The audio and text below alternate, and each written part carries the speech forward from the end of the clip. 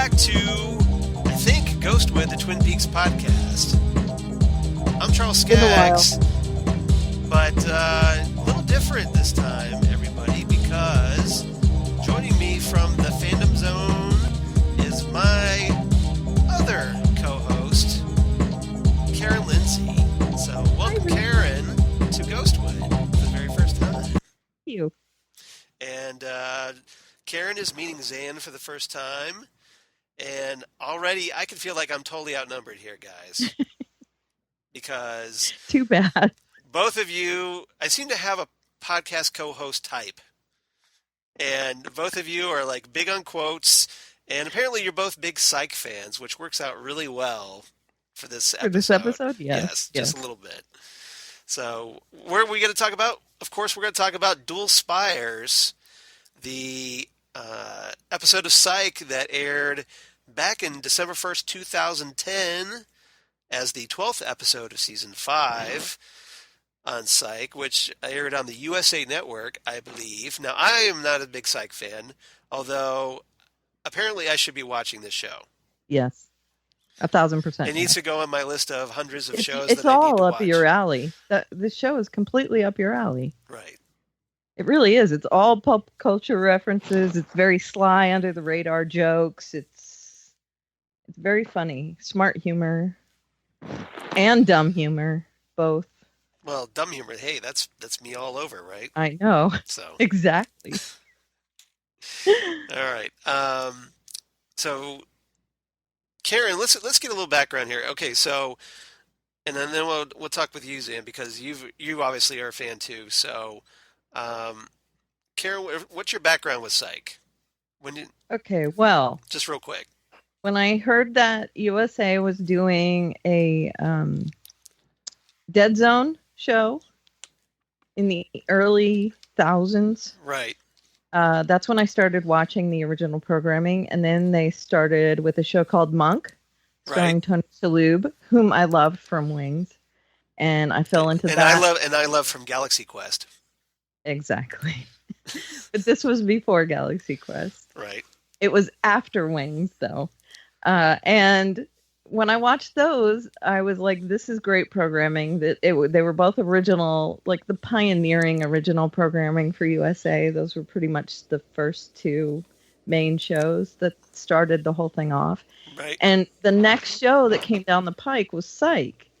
And I said, okay, this sounds great. So I started watching it, and I was just immediately in love with it. It was so me. It's all pop culture.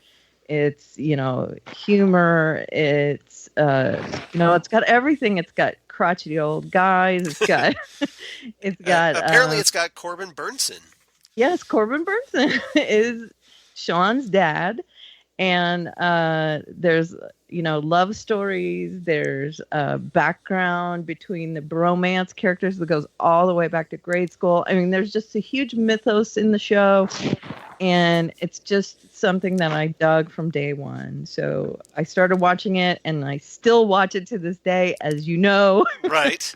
I just watched it like 2 weeks ago. I watched a few episodes. So, I mean, I watch it every time I get the mood to watch it. So even though I gave you like all of 24 hours notice for this, you're ready to go, ready to discuss it. So, I sure am. Awesome. And Xan, how about you? When did you get into Psych? Hi, I'm Xan Sprouse. Yeah, you never did introduce her. I was just about to get on your case. Well, I'm a little off my game, so I apologize, Xan. So we have not been around for a while, so please forgive me. Yeah. We should talk about that because it's all my fault, everybody. I had this little small independent movie called Avengers: Infinity War that I wanted to go see. So we rescheduled for a week, and then next week turned out to be my cat Keiko's vet appointment that I was not aware of, so that put us back another week. And Xan got sick in the meantime.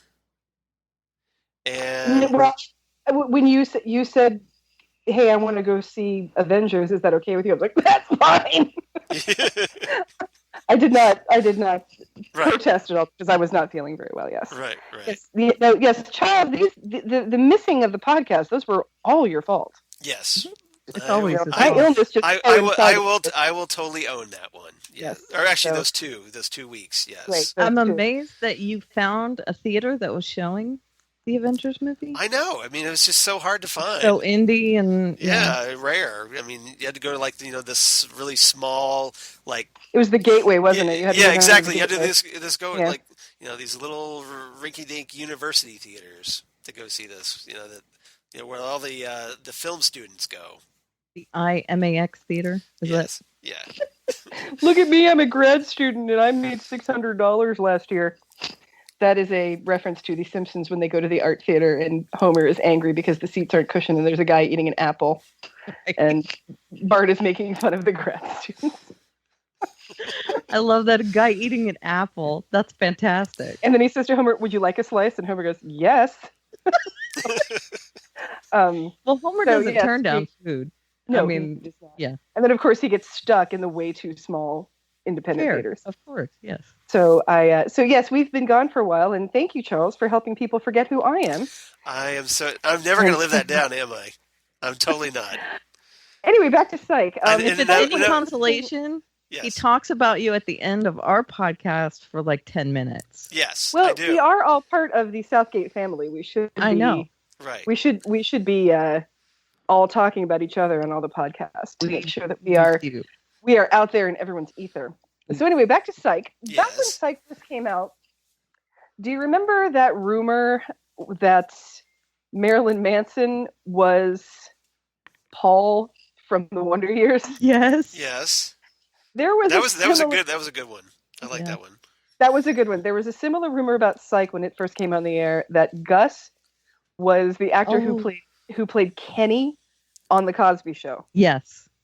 And I was visiting That's my funny. friend Barbara, and she said, "Oh my God, this show! Have you seen it? I swear to God, that's Kenny." And she told me about that rumor, and it was oddly enough the episode where Felicia Rashad was guest starring along with Charles Robinson from Night Court. Right. And like any mystery show, you watch 5 minutes of it and you say, "We'll go later. We got to see what happens." Yes. So, You have to find So- out who did it. right, you have to find out exact, and that's true of anything. Like even down to like Murder, She Wrote. You'll watch any mystery just to find the ending of it. That's why there's so many books out there that are mysteries of people who solve them with cats or bake or something like that, because you get hooked on finding out who did it. Cozy mystery. So Lori Cozy. is big into those cat mystery books, by the way. My wife. Yeah. Sneaky Pie. Yes. Sneaky Pie, the gumshoe cat. So it was a marathon of Oh no. Psych, and we watched maybe like 3 episodes in a row just because we just got hooked on the mystery. But I really, really enjoyed it, and I was surprised at how much I liked Corbin Burnson in the show, because growing up in the 80s, you didn't really like Corbin Burnson all that much. He was kind of a jackass on Right. LA Law. Or Major Sure. League. Oh yeah. Oh my God, I forgot all about Major Yep, League. Yeah. yep. Yeah. But yes, I know it's kind of not in good fashion to talk about the Cosby Show, but yes, it was morbid curiosity out of that rumor that Dule Hill was the same guy that played Kenny on the Cosby Show, which is not true, by the way. No, it's not true. And they actually made fun That's of another it. good rumor, though. They It made is a fun good- of it in the show as Oh, well. did they? They Yes, did? they did. Yeah, they And those love of- doing stuff like that. For those of you who watch the Cosby Show but who aren't 100% sure who I'm talking about, Bud. Yeah. That's Yes, who Kenny. good. Yeah, Bud. Kenny was Rudy, the youngest daughter's would-be love interest. Sure. Her best friend slash boyfriend Yes. slash her husband slash Bud. Right. Right. Good. And Yeah. he's also something that he's one of those perpetual quotes that I've been saying for about 30 years. Whenever I talk about eating salad and we're at the grocery, I'll ask Chris, "Are we out of Croutons? Do we need to buy Croutons?" Because we called them Crouton. Yes, there was an episode of The Cosby Show where Dr. Huxtable took Rudy and all of her friends to this fancy restaurant, and Kenny had never seen croutons on a salad. And he said, "What are these?" "They're croutons, they're toasted bread." He said, "I've seen toasted bread and it doesn't look like this." And then all the kids are talking about all their allergies and what they can't eat. And one girl says, "I can't eat olives. There's olives in your salad. Have you eaten any?" "Yes, but I feel good so far." And then they get around to Kenny, and he says, "Dr. Huxtable, I'm not allergic to olives, but I do know that I'm not supposed to eat croutons." That's funny. Because he doesn't want the toasted bread. He's one of those quotes that I've just said for a million years. Croutons. So I love that. croutons. Yep. That's too great. Yeah, and I love that they subvert stuff like that whenever something was talked about that was anywhere near the show, they would make mention of it. You know, they were right. It made its they way were on there. so meta. Like it was before Community even, and they were like super meta. So I really dug that. And as you know from this Twin Peaks episode, which was like so, I mean, it danced on the meta line through the whole episode. So it was just there's all kinds of I mean, the meta is strong in this, but in different ways. And I think I get where you're coming from, because it's like there's various actors from Twin Peaks that actually appear as characters in this episode. And there's all kinds of in-jokes. right? Lots and lots of lots intros. of them. And lots of Yeah. subtle references, obscure stuff too. Well, And the this is very one of first the thing, things- the blinds, the silent blinds. The That's Drape actually Brothers, not yeah. the very first thing. There's something before Oh, it. Oh, yeah, Oh, really? Yeah. All Yes, right, there so is. so we'll run this down. Okay, so I did have some trivia. Do we want to do that first before we start breaking this down, or we want to just dive right in? Well, I'm cool. Charles, either way. I think we have to back up. Okay. We Beep, beep. Yeah. What's your history with Psych? That was it. You just Okay. I we just- told him about this show. I- That was yeah, it. yeah. It's like- Well, no, see, I remember I did watch this live because I'd heard about it, that it was going to air. This episode, So, yeah, so I tuned in just for this episode. And you found it entertaining. yes, I thought it was great, and I got tons of the references. I think I get more references now that we've done this podcast, because it's gotten me to think about stuff. We're really so obscure. deep in it, yeah, and Yeah. we've revisited it in such a under the microscope way This minutia. that there are, and that's one of the greatest things about this show is that its pop culture references are very detailed. Right. And Sean is, I very much relate to Sean because so many things remind him of other pop culture references, which is my life essentially. Yeah. So this is who he and James Roday, the actor who plays Sean Spencer, co-wrote this episode. Right. Which, by the way- he and Bill Callahan, yeah. Yes, which by the way aired 20 years to the day after the airing of episode 16 of Twin Peaks, where they revealed who did kill Laura Palmer. Right. That was one of my trivia bits I wanted to talk about. So. Oh, I'm sorry. No, you're Mark cool. that You off that go- list. we're co-hosts. You go right ahead. You do your thing. I'll just So- stand here, and you're good. It's that kind of that super uber nuanced detail that something like a Mad TV was the first place I'd seen something like that, where you had very subtle but very important details in your references. So this was perfect for Psych, and Psych has done this a couple of different times too. So my second favorite episode of Psych was the Friday, quote unquote, Friday the 13th episode, Okay. Yeah, the one with the where they go to camp, right? where they go to camp, and spoiler alert, it's not a Friday the 13th parody, it's an April Fool's Day parody. But for me, being at horror movies, I was like, I don't care, bring it on. Yeah, it was so So, great. That they- one's great. They also had a Clue episode, Yep. That's awesome. which was fantastic. And was it setting up Clue the movie? I take it, or Good movie. yeah, We'll get the Okay. movie. all right.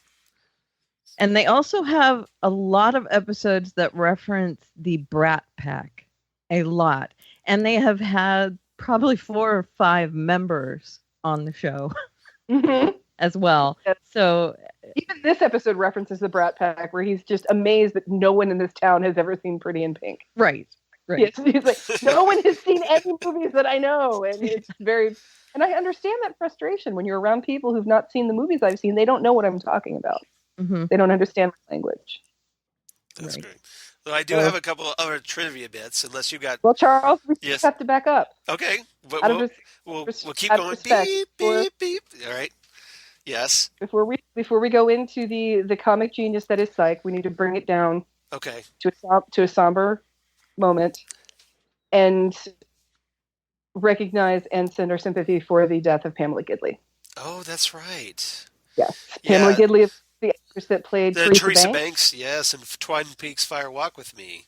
Has passed away. It was a few weeks ago, but this is our first podcast since she did pass away. And they are still saying undisclosed reasons, so it hasn't. Her publicist has not released it, or they haven't. I didn't realize why she died. That was that. Hasn't been conclusive yet. It could just be that they've chosen not to release it, or they're not. I don't know what it is, but there's still not a reason out there yet as to why what happened to her. The reason it's a question is she was very, very young. Yes. Yeah, she would be what? No, let's see. This is movies in the 90s, so maybe I'm not even 100% sure she was 50. Let me look her up real quick. Yeah, 52. 52. She was 52? Okay.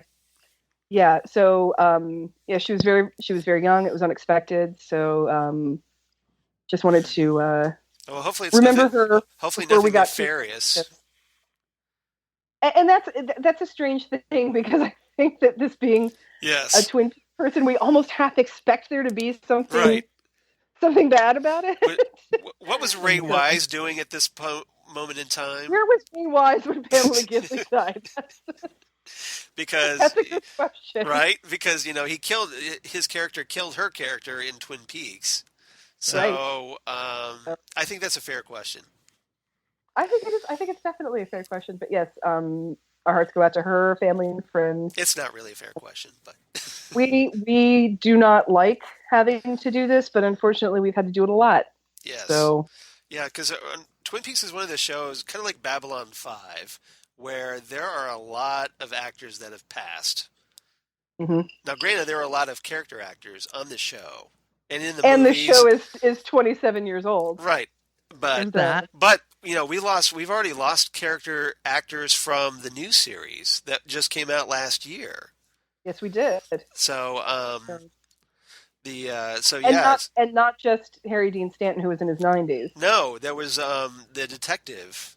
Yes. So it's been.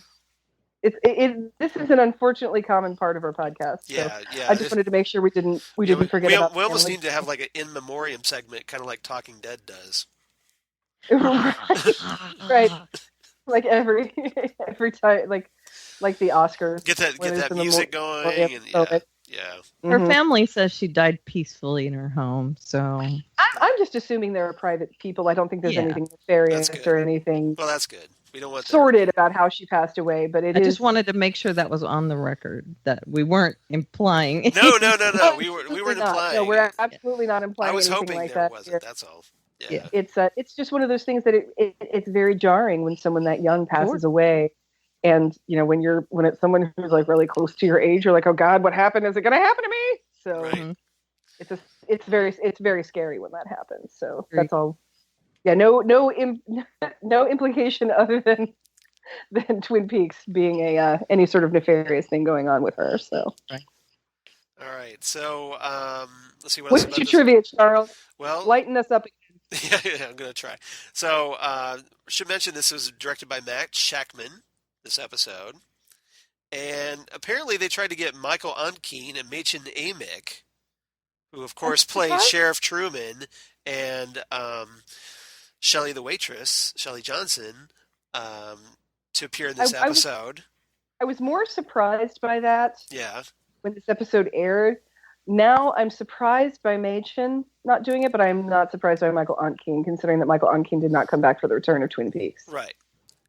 So, and they also had thought about asking David Lynch to play like the mayor or something like that. Right, yeah, Mayor Douglas But James Roday was like, I don't know if he'll like this episode. Like, James Roday was really nervous about what his reaction to this He chickened out. Yeah. He totally chickened out, and I can't say that I blame him. I'd be very, very interested by having David Lynch. Well, there's something that comes up that references this episode in a way that he did for Twin Peaks season 3, and we're gonna talk about that.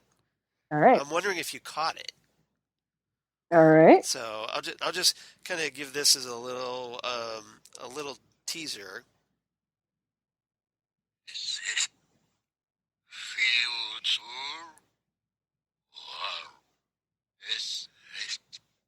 Yeah.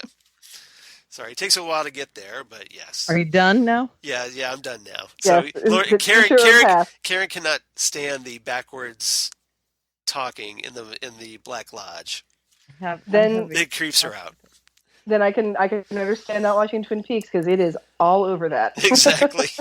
Well, no, I would watch it anyway. It's just for some reason that wigs me out. I think I'd be desensitized to it if I. But that's kind of the point of Maybe. Twin Peaks is to wig you out. Yeah, if you're not wigged out watching Twin Peaks, You're you doing need it. a therapist. Yeah, you're doing it wrong. Basically, you're doing Twin Peaks wrong if you don't. Yeah. Right. Right. And I have seen a lot of season 1. I just didn't go past there because I got real life crushed in. Yep. So I promised you I would watch it. Real life is overrated. I know it is. It really Maybe is. it should make a deal. Like if I'll watch more Psych episodes if you watch Twin Peaks. You should watch Psych anyway. This is a game where you're both winners. I'll tell you that right now. Yeah, that's true. You checkmated me. All right. You should. I promise you. I am not going to renege on my promise to watch more Twin Peaks. Okay, so let's run the cast down real quick before we get in. So we mentioned James Roday, who plays Sean Spencer.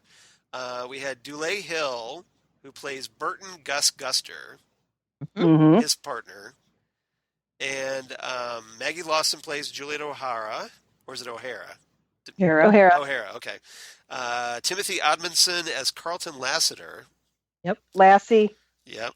And we had Scott Leister, who plays Randy Jackson. And that's one of the things I cracked up at this episode. Randy Jackson. We had Bob Barker and Andrew Jackson. So that's so great. Right. Yeah, pretty epic. And then Ryan McDonald plays Jack Smith, and Jack Smith has a interesting name for 2 reasons, which we'll talk about. Mm-hmm. So, and then we had, on the Twin Peaks side of the cast, we had Sherilyn Fenn playing Maudette Hornsby. Emphasis on the horn, you guys. Emphasis on the horn, and because she, of course, played Audrey Horn.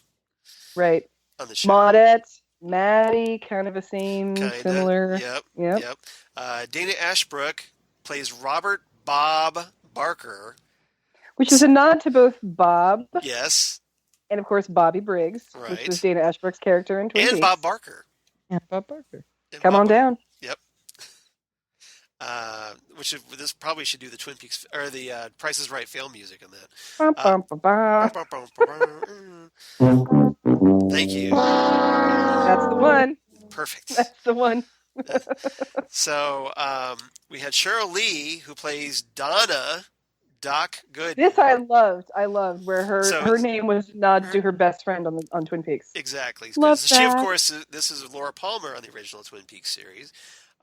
And she's also named Doc Gooden, which is a name of a baseball player from the Mets from back in the day. Okay, sports nerd. Yeah. But his name was Doc Gooden. I can't help it. I'm a well-rounded individual. I like I geeky stuff, and I like sports geekiness. stuff. It's true, though. His name was literally Doc Gooden, though. I mean, the whole thing. So It was kind of a, hey, look, we named her Doc Gooden. Ha. Isn't that funny? Well, I mean, if they can work in Bob Barker, I don't think Doc Gooden's that far of a stretch. No, not too bad. It's really not. Yeah.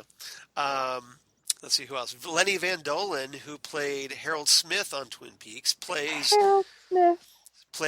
Sheriff Andrew Jackson, an obvious nod to Sheriff Harry S. Truman. Shouldn't be too hard to remember that. Nope. Very nice. Ray Wise, who of course played Leland Palmer on Twin Peaks, plays Father Peter Wesley. A recurring role on Psych. Yes, a father. Yes, this is a recurring role on Psych also, but yes, he's the father, which I thought was fantastic. So Ray Wise is in other episodes of Psych. Yes, he's in one other episode playing the same character. Okay. Who had been Gus and Sean had been like in his Sunday school classes. They knew him from childhood. Yeah, he's in like 3 or 4 episodes. Oh, that's cool. Yeah, I think this one was only his second episode though. Perhaps. Yeah, I think Because the there's a scene where when Sean calls him up, and I kind of got the vibe that they knew each other. yes, They were familiar they with you. did. Okay, so that They made knew perfect. each other from childhood. That makes They knew each other perfect from sense. childhood. Okay, so Yeah. he wasn't just for that episode. Robin Lively, who of course played Lana. Lana Milford. And what was funny when this episode first aired? Lana. Oh wait, different Lana. Yeah, different Lana. When this Danger Zone. episode first aired, it was being advertised as having original cast members of Twin Peaks. Right. And I was like, ugh, Lana, really? She's not even original. She wasn't in the first season. Like, Right. I was so like Lana hatred about her. It was so funny. Well, you kind of wanted to hate her character on the show and on Twin Peaks, so it was kind Oh of my fun. God, yes. And here they have her as Michelle Barker, Bob's wife. Mm-hmm. Um, Who is and, very much the Sarah Palmer character in this. and also she's also the Norma Jennings as well. Oh, or Shelley, she's Johnson. the Norma or the Shelley because she and Bob own the Sawmill Diner, Right. Yes. which sells really good pie. Right. Now, Charles, I have a question for Yes, you. yes. This may be a gap in my Twin Peaks memory, but I didn't think there what's was the deal one. with? I didn't think there was either until I started really thinking about this episode. Okay. Am I forgetting something about cinnamon? No. Okay. No. May I interject? Please Please. do. In the pilot episode of Psych, Yes. Sean says that he could have taken Gus if he had just had another second when they went to that cinnamon pie festival when they were 6. Okay. So it is this actually a Psych reference, So not a it's Twin Peaks reference. Okay. a Okay, good. self-referential. Yes. I was kind of That wondering. makes more sense. Yeah, Okay. I was with you, Xan. I didn't know if there was something I was missing as well, but I didn't think so. Yeah, and I did not remember that being from the first episode of Psych, but yeah, It I is was like, such a small, tiny line. Such a tiny line, but yeah, it's like one of his things that he says is that, and of course that's what lures them there, because they've already shown that they love cinnamon pie. So hey, well, if they love cinnamon and monkey bread so much, how do they not realize that that's not actually monkey bread when they're handed it? I mean, come on, you guys. There's a scene where he gets roll with it. He gets monkey bread, and it's a loaf, like it's banana bread or something like that. He's heard it. Monkey bread. He's heard it both ways. Yeah. Monkey bread is baked in a bundt pan. We all know this. He's heard it both ways. I don't know where their gap in monkey bread knowledge is on the show, but come on. That's a huge Psych reference, by the way, Charles. He's heard it both ways. Okay, got it. Both ways. Yes, that's a that's Sean covering his ass when yes. Yes, it's Exactly. Sean. Whenever someone contradicts him and it's completely wrong from what he says, Right. he says, "I've heard it both ways." Most notably in the episode where they pretend to be George Takei's new assistants. Yes, and they say calling him George Takei. Right, and they say, "Well, if you're his assistants, would you know that his last name is Takei?" And he says, "I've heard it both ways." Heard it both ways. Yeah, exactly. I'm getting the feeling I could do this on autopilot. This is awesome. No, we need you. Nah. So not only and we have one more I should mention, a very important person, Catherine Coulson. yes, The late Catherine Coulson, unfortunately, who plays Woman with Wood. Woman with Wood, yes. So And she comes out of the library with her grandson, sort of giving him a what for. Right. But at first you don't see the child. You just see her holding the log and her scolding at someone. And of course, Twin Peaks people are like, oh, she's obviously talking to the log. And then like a little kid comes up behind it, and then it's like, oh, it's normal now. Okay.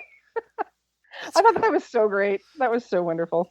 And I love that they cut to Gus, who's like, okay, that makes sense. He feels so much more comfortable.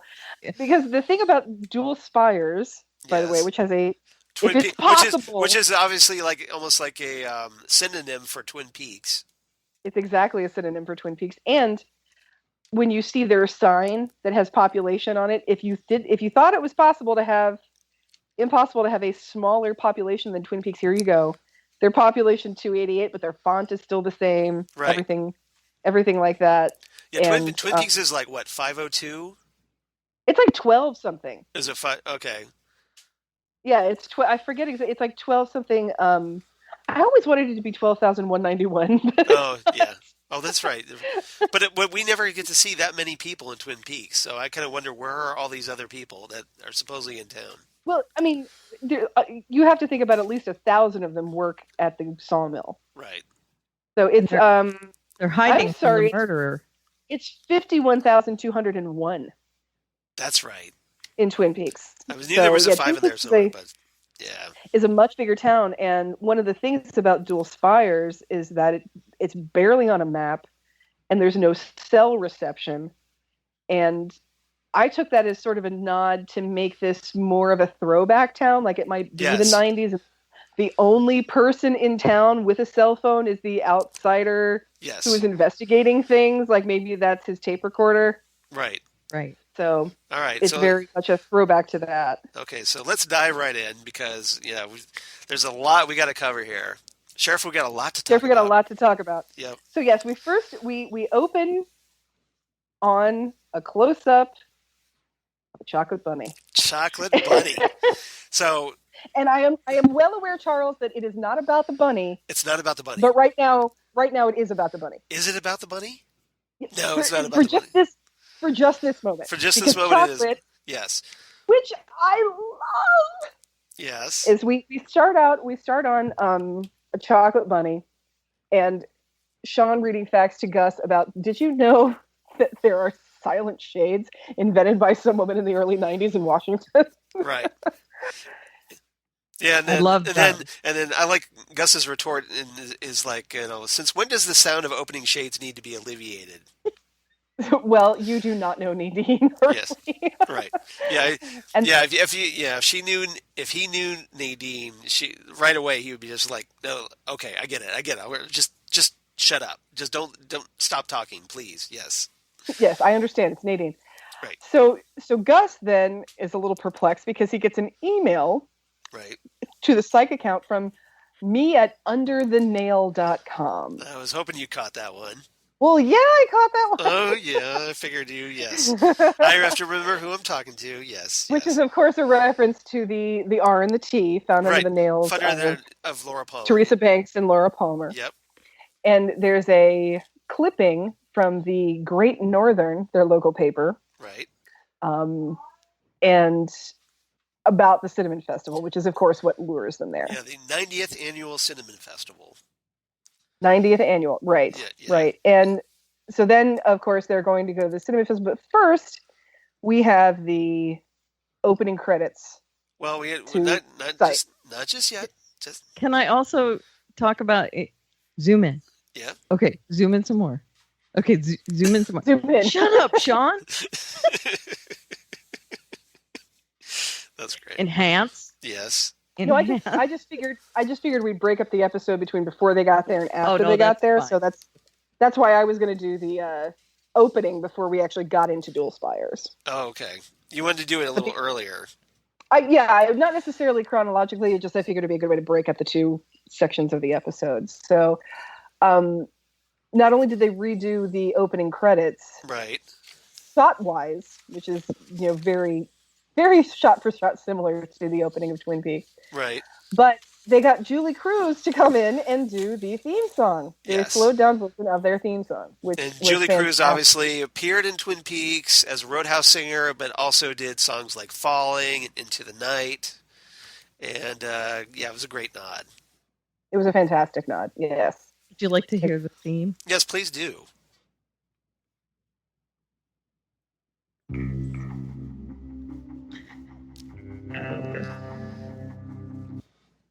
In between the lines, there's a lot of obscurity. I'm not inclined to resign to maturity. If it's alright, then you're around. Why you bounce around to the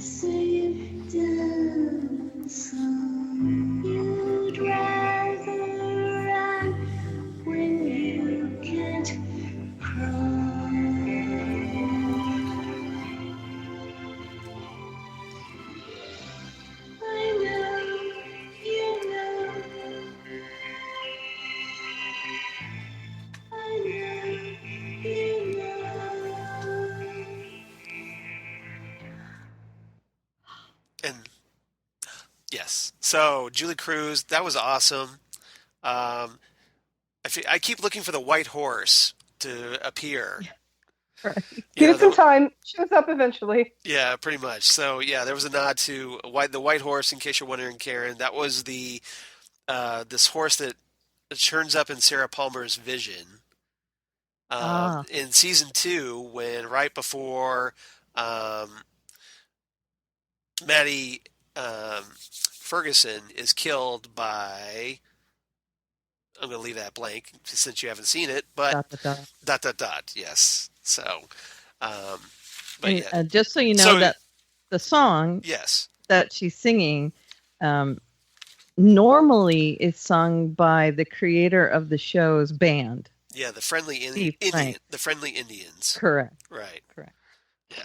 So that's cool. Yeah. So I kind of like that. Now that I'm guessing that on Psych they normally have like variations of that theme. They do. They actually had an episode where Sean, to complement the theme of the episode, right? Yeah, Sean was on a telenovela, and they did it in Spanish for that episode. There were, a couple other examples where they redid the theme, but that one in particular really made me laugh out loud. Yeah. So yeah, they do that, especially since Steve Franks wrote it, so he can do whatever he wants with it. I mean, I just one of the things I just love about this episode, they went all out.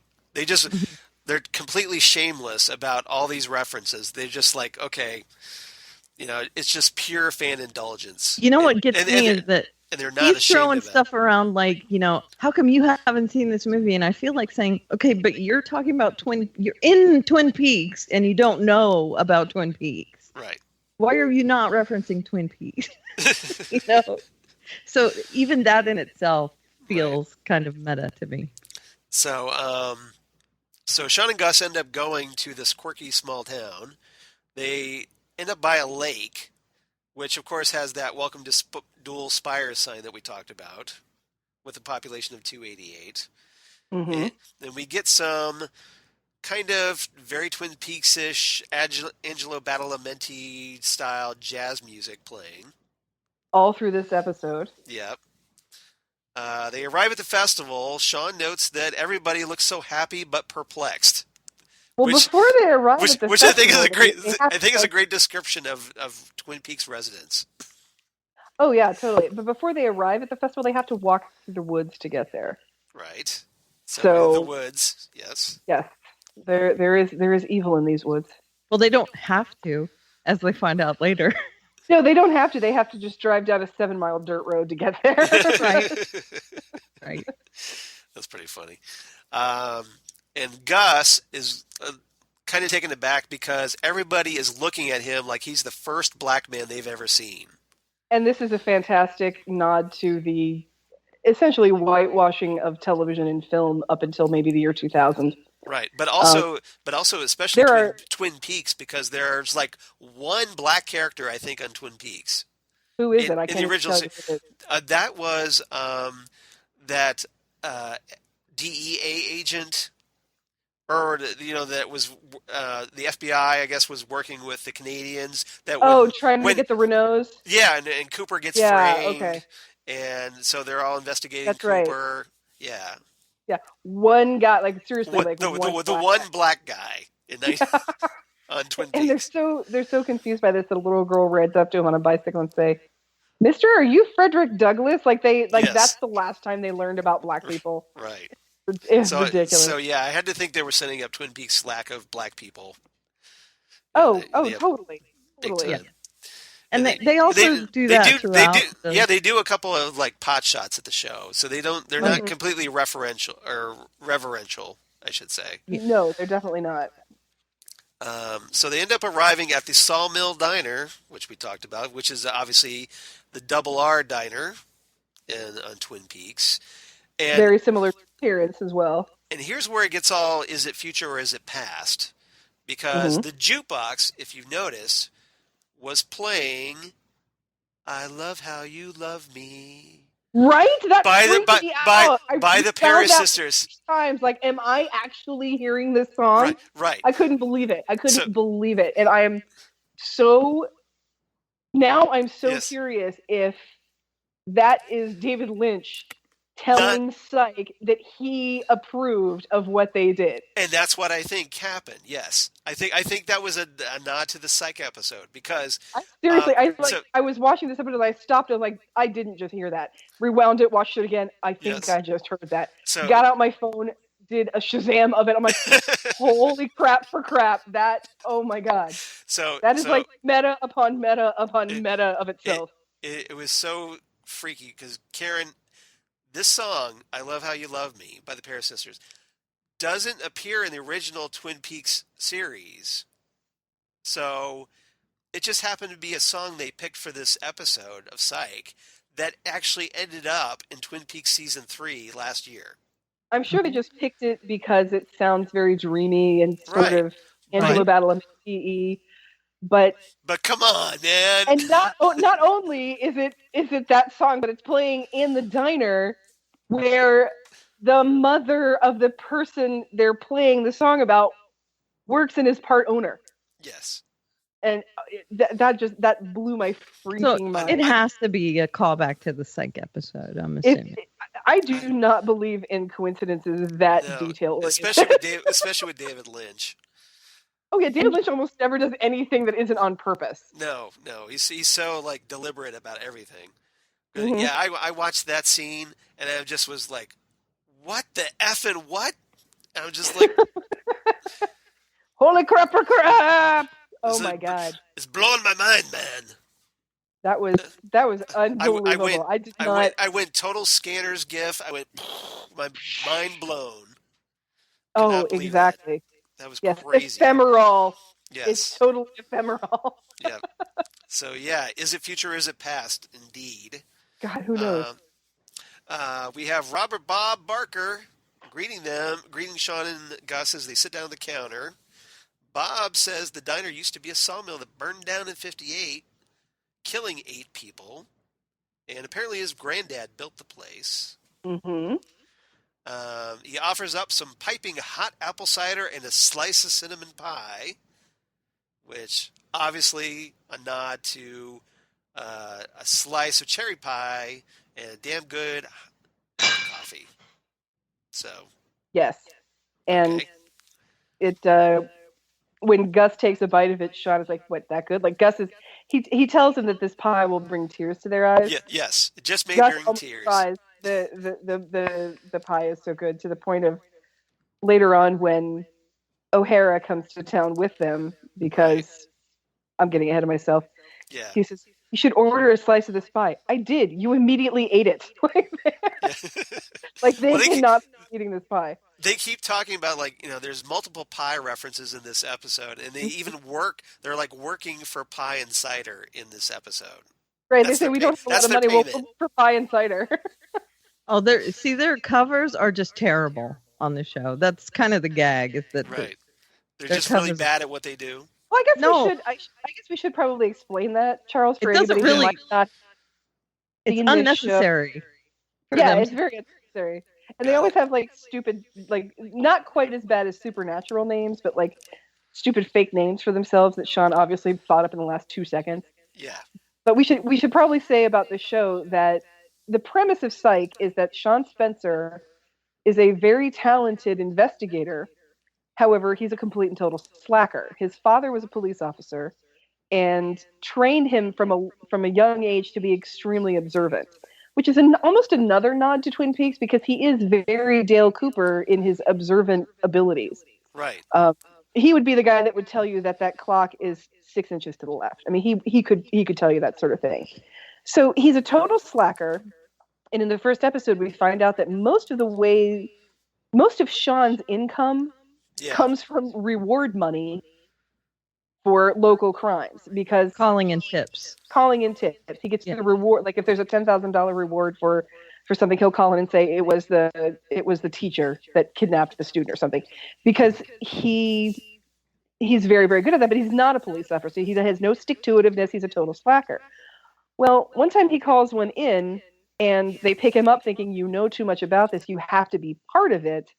And he's like, no, I'm a psychic. So he's masquerading as a psychic in order to be a detective without having to go through any sort of formal schooling or training. Right, because you have to go through you have to follow an investigator around for Right.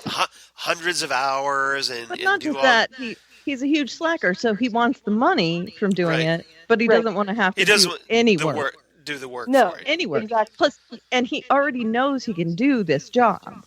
So this is his shortcut. So he doesn't want to waste his Right. time. Total No. slacker, and that's Yeah. why. And Gus is there basically because Gus has a car. I mean, Yep. they've been best friends since they were like 6 years old or something like that. But Gus is responsible. Gus is actually a pharmaceutical salesman.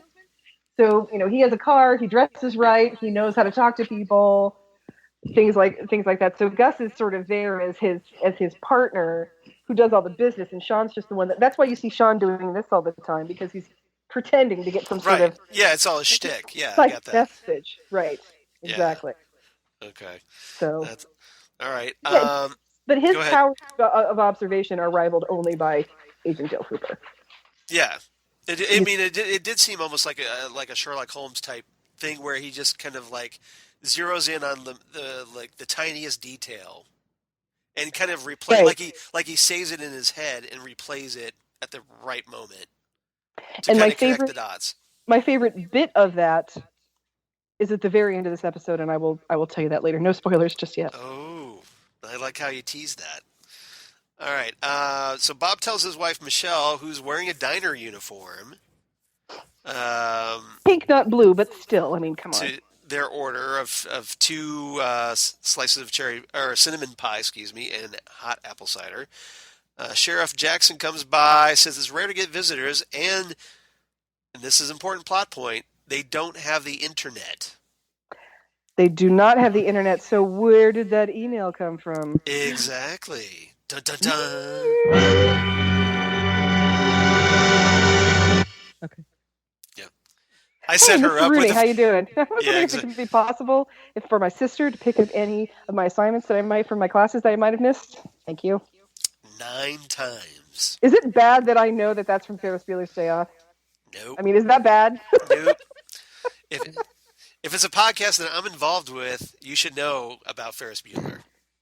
Because I do this on all my podcasts. Just As about. soon as you played it, I'm like, Ferris Bueller's on line too. I'm like, wow, that is really. I'm the. Yep. Other I was kids just went like, outside in the 80s. I apparently didn't. I went to Karen and I was like, we need to do this. And she liked it. Nice. So it is part of my soundboard now. Yep. So, yes. So that's my contribution to the podcast, I guess. My contribution is this. Oh, yeah. That's a good one. Oh, yeah. Her porn music is better than my porn music. I'll give her that. I would agree. I would Yeah. agree with that. Yeah. I can see the quality of porn music. All right. That's a I don't sentence. know that- That's a sentence I never thought I'd ever say. Is that something to be proud of? I don't know. I don't know. My standards are pretty low. Okay. All right. That's what I've heard. I've heard it both ways. And boom, we come full Karen. circle. Yes, well done. Yes. Well played. And Well that's a played. point for Karen. And this mark went out for Karen. There. One callback point for me. Yep, well done. So Michelle brings 2 slices of cinnamon pie. Sean and Gus obviously love the pie. All about the pie. They go outside of the festival. We have an old mayor named Douglas Fir, Gotta Which find is- out what which kind is- of mayors these are. which are funny for 2 reasons. One, Funny for because 2 reasons, yeah. yes, because one, it references the old mayor, Mayor Dwayne Milford, in Twin Had a brother. Peaks. Yes, Had a brother named Douglas. brother named Douglas. Actually, but, Dougie, but he was Douglas, yeah. yeah. Dougie becomes someone else, so we might as well call him Right. Douglas. Yeah, Right.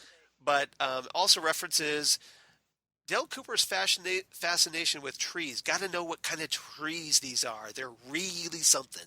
Big, majestic. And Douglas Firs, Cooper. the Douglas firs, and it's Douglas firs. The, So the that's one where thing I that's kept from. waiting for this mayor to do is come up to the podium and be, Is this thing on? is this thing on? I kept waiting for that, but and then of course we have the cinnamon owl. Yeah, Which I he would have. presents. I would have liked the scene if he did. Like, I don't want to talk. I want to shoot. I want to shoot. This thing on. That's my second favorite Mayor Milford quote. Oh Uh, yeah. And Mayor Douglas Fir hands a cinnamon owl statue. So we have an owl statue. You think it's an owl, but it's really cinnamon because the owls are not what they seem. See what I did there? Yes, I see what you did there. Yes. Well played. The owls are not what they seem. Gives it to a high school boy named Randy, Jackson. and who claims the prize. Sean notices the chairs. There's chairs for every person in town. How he notices that, I have no idea. Because he's Sean. Sean is a master of observation. I'm telling you. Is he kind of like a Rain Man type autism thing going? It's seriously like his eidetic. He's eidetic. Oh, okay. Yes, his father, like I said, his father was a detective. Yeah. And like every day before Sean went to school, he couldn't go to school until he told his father what in the room had moved. Okay. Very similar to Dale Cooper. He would say, "Close your eyes," and then he'd say, "How many hats are in the room?"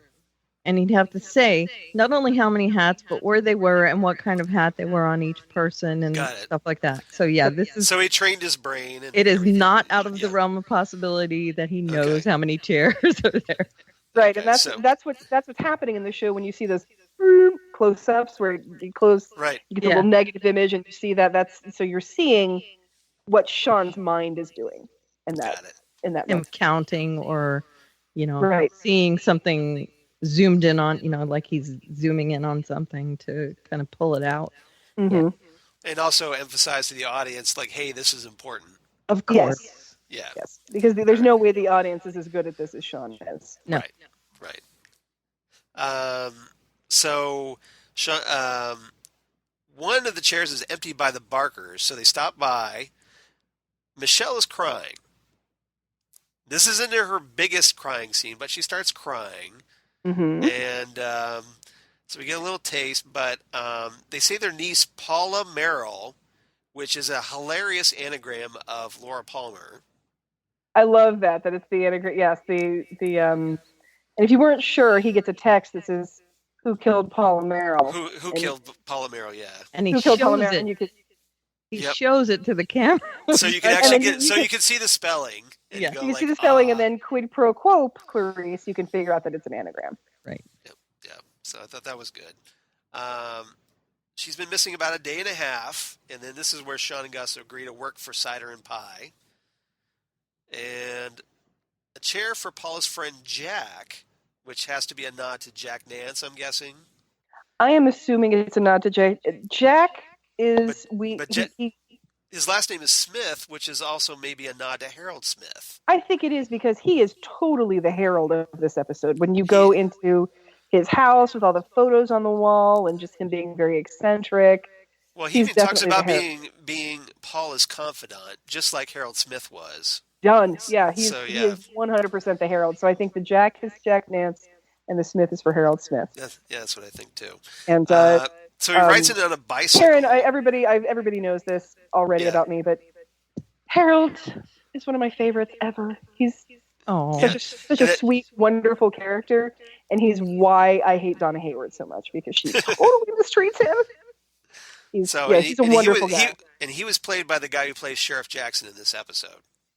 Even when I literally the first time I saw this episode, he comes on screen, I go, oh, Harold! Like, seriously, I was so excited. And hey, he didn't have any garden rake scars in his face. Thank God, right? I know. So that's another obscure Twin Peaks reference. Well, maybe that didn't actually happen.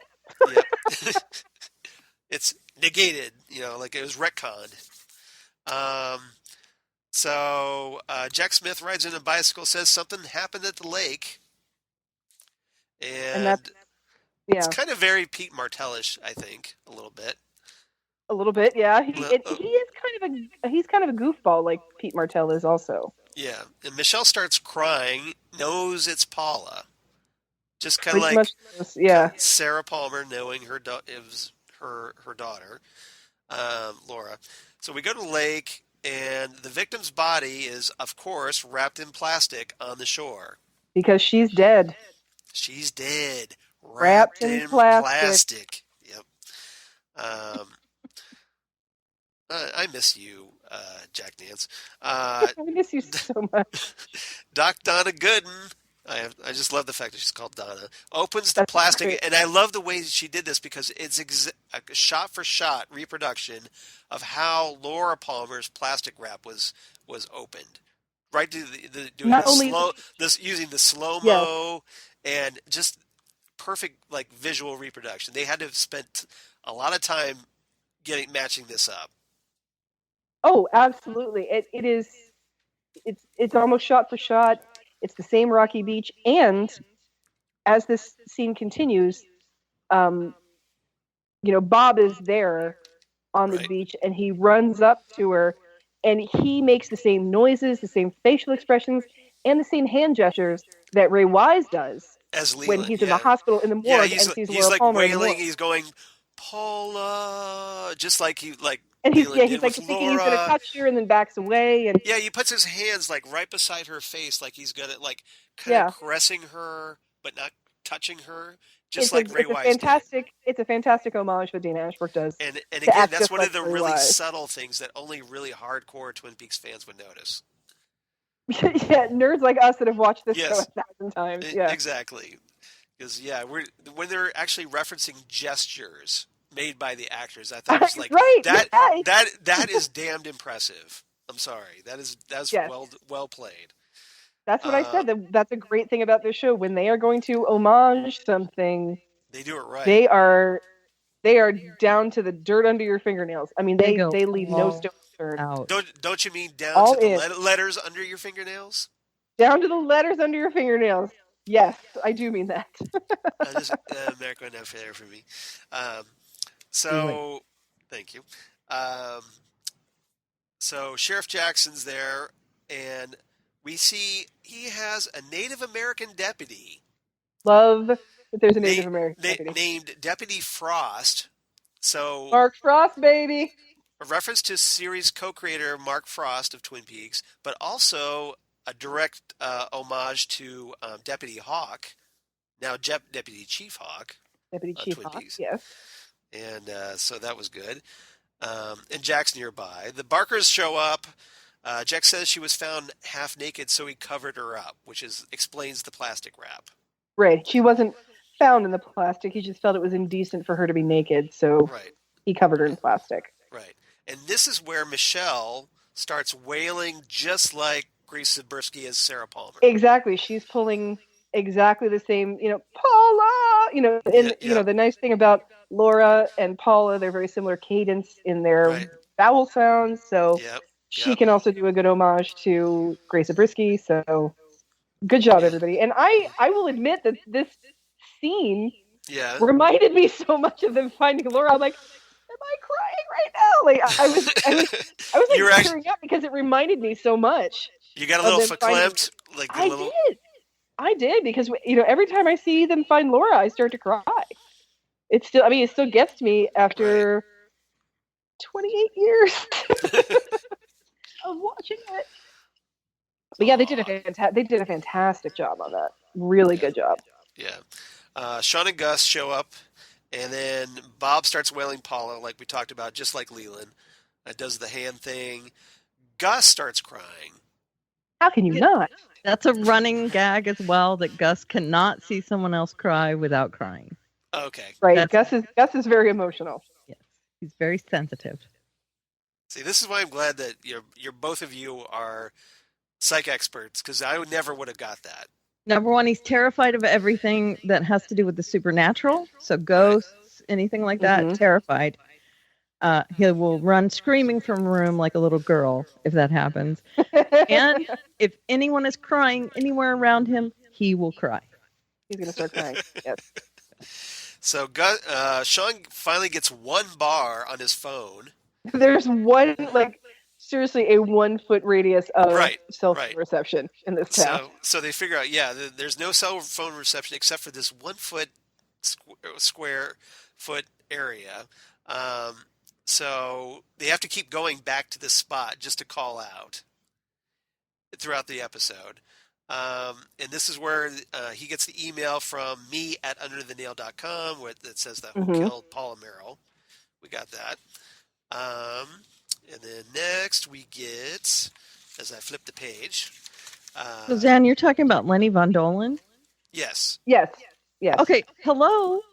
Are we sisters? Because I had such I'm a getting huge that crush on him. vibe, actually. I had such a huge crush on him after I watched Electric Dreams. He was like Oh dear God, I completely forgot about that. the hottiest of hotties back I in my forgot day. all about that because that yes, for you fans of Bud Cort's other movie. Yeah, exactly. I mean, Or- technically, Bud Cort is God in the Kevin Smith universe, and but yeah, Bud Cort was not in a lot of things, but the things he was in have a major cult following. And for me, with Lenny Von Dohlen, it was more the character of Harold. That I say this sometimes too about Harrison Ford. I don't have a crush on Harrison Ford. I have a crush on Han Solo. Right. Yeah, and for Which me, makes sense. Which makes sense. Right. Thank you. I'm glad somebody It gets does I actually. actually get that. I actually get that. Yeah. Yes, in Twin Peaks, the character of Harold Smith is Laura knows him because Laura started a Meals on Wheels program for elderly people, but he's not elderly. He is agoraphobic. He's a botanist, and has a greenhouse and does all of his work in his home, but he's agoraphobic and can't leave the house, which is how he met Laura. And he is just a sweet, frightened, good-hearted person. It's just absolutely impossible not to adore him. But he's also a little mentally unhinged. He's a little crazy, but then because again, he takes the garden rake to his face. he does take the garden rake to his face, but Donna pushed him. Donna did not respect his Donna boundaries, pushed him. and Donna pushed him Well, to the and again, limit. So we're all going to throw this. We're going to throw this on Donna. Too. I think it's a similar character probably though, because he's very introverted in Electric Mhm. Dreams as well. Yeah, that's a very similar character. Yeah, and that was I fell in love with that character. I mean, when I saw him in this, again, of course, I know I'm such a character actor person. Oh, me too. I see him every time, I'm like, oh, that's Lenny Von Dohlen. So it's that sort of thing, and it's always back to Electric Dreams for me. So I just have had a crush on him forever. So Oh, he's wonderful. He's Yeah. absolutely wonderful. all right, anyway, sorry, Charles. No, you're good. I think it's great that you guys are bonding over Lenny Von Dohlen. That's pretty funny. I think we need to hashtag Lenny Von Dohlen for this episode. Like, maybe he'll hear it. He's still really cute. I want him to know how revered he is in the geek world. That'd be a good thing. That's Yes. things I learned today, that Lenny Van Dohlen actually has like a devoted fan base. Yeah, Apparently, Of two at least. Of two at least. at least two. Yeah, and I'm not gonna. I'm sure he has more, but Oh, I'm sure. Oh, yeah, I'm sure he does. But I'm sure I he don't. does. But yeah, Yeah, but at least two here, two people that I know are part of that fan base. Oh yeah. All right. he's got So- a far reach. So we already covered the credits. So let's next thing we get is Sheriff Jackson rules the death and accident. Guesses that the time of death was the night before last. Wonder how he knows that. Yeah, Doc Gooden. Oh, am I getting ahead Oh. of myself? Yes, a little bit. Doc Gooden says, "I'll do the full autopsy." Wink, wink, Of nudge, course nudge. you will. Say no more. And she doesn't find anything suspicious. Nope. Yeah.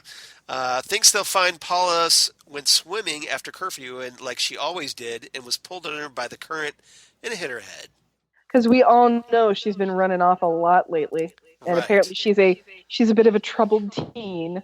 Yes, that was one thing that I thought was funny, because especially was coming from Sheryl Lee, where she talks about she was being this troubled girl that always had this like penchant for danger or something like that. Remind just us of like- anybody we know, Charles. Yeah, yes, just maybe Laura Palmer. Do maybe, we know any girls like that who live maybe. in small towns? Maybe. Yep. It's possible. So Sean, of course, thinks it's murder, Of course. and He knows it's But- murder because of all the clues that he sees there. right. He's basically figured this out, but at least as far as that, the things aren't adding up. Bob tells them that Paula was from Santa Barbara. And Which is where Sean is from, right. conveniently. Yep, conveniently. Deputy Frost comes by in a dual Spires rickshaw. Everybody rides bikes in this town. Right. And Sean does make another reference at the end of this episode that is completely on point with what this town is. It's very old wholesome ways, or at least they think they are. Right. And so yeah, it's mostly bicycles. So that's why there's no main road into town, because they're very isolated. Like a certain other small town we know, it has a very dark underbelly. In a town like Dual Spires, no one is innocent. Nice. Very nice. Let's see what else. And Deputy Frost touches the ground and says, "The earth is soft and moist." Oh, so great. I wrote that for my girlfriend.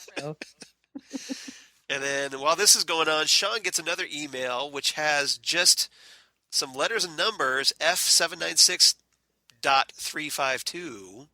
What does that mean? Looks vaguely, I don't know, librarian-ish, maybe? I don't know. Who's that Dewey Decimal guy? Yeah, that Dewey Decimal guy. And see, this is where Gus comes in again to being like the smart one of the pair that knows all the book smart stuff. He knows exactly what part of the library that belongs to. As when they pin that down to being a Dewey Decimal Code, he's like, "Oh, that's in sports." I mean, he knows exactly. Yeah. Exactly. Right. And he has the same kind of minutia knowledge, but it's just kind of adorable.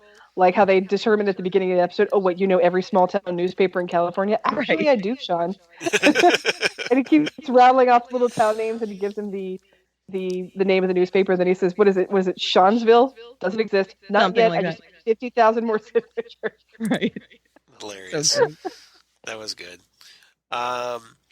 So at the Santa Barbara Police Department, Sean's father, Henry, again, Corbin Birdson, and Detective Juliet O'Hara ogle a spread of stacked donuts. Beautiful. It's a beautiful thing.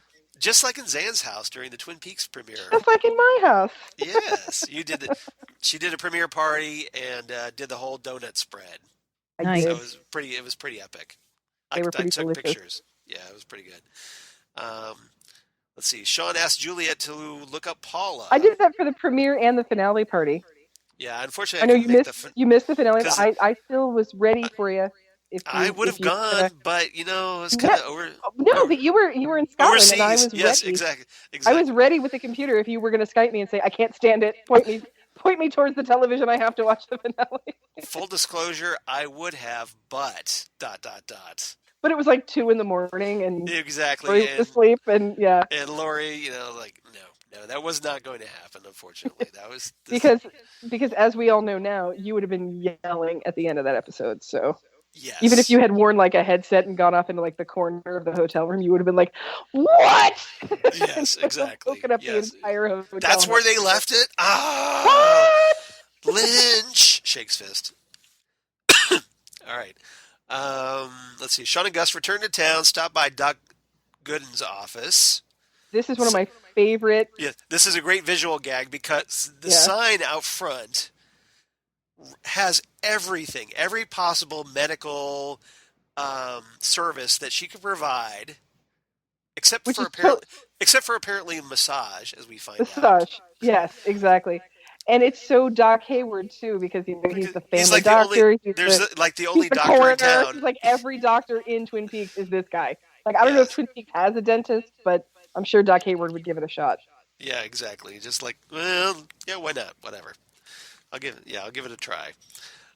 So obviously that's a nod to Doc Hayward, big time. Let's see what else. Gus pretends to have a stomach ache so that Doc Gooden will see him, and she's like, "Okay, I'll see you after this patient that's already here waiting." And who's the patient that's already there, Charles? It looks just like Jacques Renault. And but who's the actual patient? Well, the patient is apparently a mynah bird. A mynah bird. A mynah bird. So just like Waldo, the mynah bird on Twin Peaks. I just thought it was funny. They had a guy who looked like Jacques, and he has a mynah bird that looks like... That was like one of my Waldo. favorite things ever, because, poor Waldo did not deserve the fate that he Nope. received. Nope. So we get a nice little nod to Waldo. You want Exactly. some orange? Come on, let's share. That's so like that's actually very sad when you hear Kimmy Robertson read that dialogue. Oh, I know, because you know that it's just not going to end well. Oh, speaking of Kimmy Robertson, Yeah. we have learned Yes. that. Oh no, we're not there yet. I'm sorry. I thought we were No, doing no, that. no. We'll get there. We'll get there. Yeah, I'm sorry. I know there's a Picking up Lucy. the episode. I know. There's a Lu- Yeah, Lucy here. So There's a Lucy reference in here. So Gus feigns some pain to go first. Now, while he's back in there, he goes back to be examined. Doc Gooden's prepping for a rectal exam. Mm-hmm. And at this point, if I was Gus, I'd be like, okay, see you later. Bye. Well, he does feign chronic farting to be able to get out of it. Oh, yeah, that's right. He does go So, behind it. Yeah. yeah. He goes like behind the changing screen or whatever. And Well, and it's an obvious way of saying that she knows that they're just snooping. That they're not actually there because he's sick. right. So she's trying to make it as unpleasant as possible. You know, She she's knows in that Dr. House. She knows that She he knows knows that that he he knows knows that that he's she not knows telling that. the truth. Yeah, exactly. Yes, Pretty much. and they just don't have any clue. And Sean, of course, notices the evidence tray and some pictures and. What is he? And he notices. Yes, he notices an earring in the evidence tray, which he also realizes the mate to that earring was being worn by Randy Jackson, Right. which is a nod to Laura's heart necklace. Right. And he also notices this photo that we see really quickly of Doc Gooden, and she has a dog. 3 dogs. Like 3 dogs. Like most people have pictures of their kids, and as we find out, yeah, that might. Foreshadowing. Yeah, exactly. This is what I was saying was my favorite leap that he makes on that. Right. Well, because it was such a fleeting glimpse, you couldn't get a good look at it. He's very much, again, this is very Dale Cooper. He is very observant, Right. but Sean also knows people very well, and how they are and how they how they compensate for Right. things. So I thought this one was very good. So Yeah. And this is where Doc Foreshadowing. Gooden says that Paula was a troubled young girl with a dangerous side. Mm. Nothing scared her, not even dying. She would know. Yeah, pretty much. Yeah, exactly. Yeah, it's like, oh, I think I've had some experience in that area. Yeah, pretty much. Yeah. Uh-huh. Sean and Gus. Poster girl for this. Thank you. Yeah. No, literally, I was a poster girl because they Here, put no, up my you- poster you- everywhere. My Yes. homecoming photo. Yeah, exactly. It's Invented this. everywhere. Yeah. Yeah. It's all over this town. As Sean and Gus leave, this is where they encounter the woman with wood, and we talked about that. Yeah. So we talked about that. And the next thing that plays, and I like this. Chris Isaac's "Baby Did a Bad Thing" Loved hearing that song. Chris Isaac, of course, being Agent Chet Desmond. in Twin Peaks: Fire Walk with Me. Firewalk with Me. So Yeah. that's why that was done. Yes. Uh, Didn't we also see a white horse coming into this vet office as well before? I don't know. I didn't. Yeah, I know there was a white horse in the credits. I didn't catch it coming into the office. There was a. I believe there was one here, but I could be.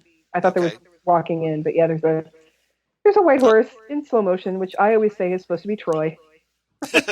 Yeah, I agree. I think it is Troy too. Mhm.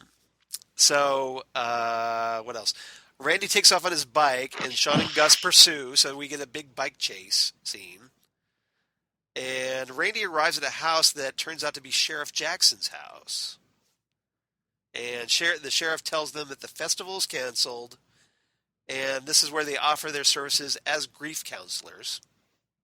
Yes, and he says, "Well, feel free to Yeah, go upstairs. His bedroom's upstairs, first Yeah. door on the right." yeah. Go ahead and start snooping, guys. Uh-huh. So they go Well, inside. They know he's up there. So he knows Yeah, he's up so they go inside the house. Sean notices some medications on the table, there. Mm-hmm. just kind of like Sarah Palmer, A little bit. a little bit, like after she's freaked out over her daughter being killed. Well, this turns And- out to be a little more practical, And unfortunately. you notice how much the living room looked like the Palmer's living room. The entire house looked exactly like the Palmer's house, including the ceiling fan. Yeah, there's They just happens to be they're walking up the stairs. we get a shot of a slow-moving ceiling fan just as they're going up the stairs. And who else's bedroom was the first door on the right at the top of the stairs? Well, gee, it wouldn't be Laura Palmer's, would it? Laura, honey, I'm not going to tell you again. And by the way, the horse was in that scene. Oh, I thought it was. I thought there was a horse. Like someone was bringing their horse to the doctor's office because she is. Yep. Karen is the research goddess. Walking away. But yeah, right there in that scene. They're looking at the woman with wood, and then they look back, and then they look back, and there's a guy leading the horse away from the doctor. A white horse in slow motion. That's right. That it just appears for no reason. Yep. Right. That was good. Once again, yeah. Sean and Gus ask Randy how long he's been seeing Paula, and he says, well, my alibi is that I was studying at the library, okay? And again, we're very. This is again a very Joe Cooper thing. How long have you been in love? How long have you been in love with Laura? How long have you been in love with Josie? What's going on between you and Andy, Lucy? Things like. I mean, he can pick up on relationships very, very easily. Exactly. Randy starts lying down on the couch, clutching Paula's ring and crying. And I was wondering if I was intentionally trying to be like Bobby Briggs in that scene. I'm trying to remember. Or just seemed like I'm trying to remember. Oh, that's just the thing. I think they do a good job with. I don't think it was like clutching her ring, but I mean, I know he was crying. So. Well, he was. I think that they do a good job in making the Randy character a good amalgam of Bobby Briggs and James Hurley, because James is the one who kind of couldn't hold it together. But remember, Bobby, when Laura first died, was, and she loved me. I mean, he's like mad. He's like mad. And he starts crying when he starts finally saying, yeah, she made me deal drugs. And, he finally breaks down. Yeah. Right. He finally does break down. But then again, where we see Bobby cry the most over Laura Palmer is in The Return, when he comes in the conference room. Man, brings back some memories. Remind me to at the end of this, Charles, to mention the topical reference that we've been making from the Return. Oh, okay. I don't want to forget that. So. All right, I'll try to remember that. No promises though, because it's me. Sean and Gus go to the town library, and we get another shot of a slow-moving ceiling fan. Maudette Hornsby is there reading, and she's sipping on a can, and this is one of my favorite references in this episode, a can of cherry Coke. Isn't cherry just the best? Yes, exactly. That's what anything. Yep. Which is obviously a nod to Audrey Horne and her infamous cherry stem scene, where she ties a knot in a cherry stem as a way to prove her worth at the kind of whorehouse One-Eyed Jack's. Brothel, right? Brothel, I guess, is more classy way of saying it, but yes, brothel. Well, casino, we're a place where a gentleman can find a lady companion for anything. Right. Yes. Sean and Gus discover that the number, of course, is the Dewey Decimal System classification number of a certain book that turns out to be Put Your Way to a Better Life by Earl Wyndham. Earl Wyndham, which I just love. Which is obviously a nod to Wyndham Earl. Yeah. And but turns out there's another book underneath the dust jacket. So they remove the dust jacket. This is the weirdest book on golf I've ever seen. Pretty much. So they find out that the actual book is called Reincarnation and Rebirth by Dr. Ann Power. And I'm not sure what that was a reference to. I don't know if Ann Power was anything specific to Twin Peaks. It could be something that I'm not picking up. But yeah, maybe it's just someone they know. Yeah, I didn't catch that reference. Sean and Gus end up returning to the lake to call Juliet. She says that Paula Merrill had supposedly drowned in Santa Barbara 7 years earlier. Mm-hmm. So this is where things get a little hinky. Right? Right? The plot thickens. Or is that thins? We'll find out. Oh. Ugh. Was the library where Gus asked to poke around? I can't remember. At one point, Gus says, "Hey, we should poke around," and then he says, "Peek," and Sean goes, "Peek." Yes, where they do their Twin Peaks. Oh, I believe that was the library. Yeah, that was Okay. the library where they both say the word peak, so there's two peaks. Well spotted. Yeah. Well spotted. I didn't catch that one. That was a very Very subtle. very subtle one, but they got Very it in subtle, but still, yeah. Yeah, well spotted. So they go back to the Sawmill Diner, and there's an old man dressed like Pete Martell giving a thumbs up. Oh, I love that. So a reference to Pete Martell and also the old waiter that when Cooper was shot is kind of like ambling around. Yeah, exactly. Giving this thumbs up while Cooper just wants him to call somebody for help so that, get an ambulance or something. Good work, and he does an okay sign. Yes, very Cooper. Yeah, yep. Juliet and Carlton Lassiter, who pretty much resembles Dale Cooper in this episode. He's pretty much Dale Cooper. He's got this slick backed hair with the gel, and he's got a dark suit on, and so he's his character is Dale Cooper with no sense of humor, who does not know how to love, unfortunately.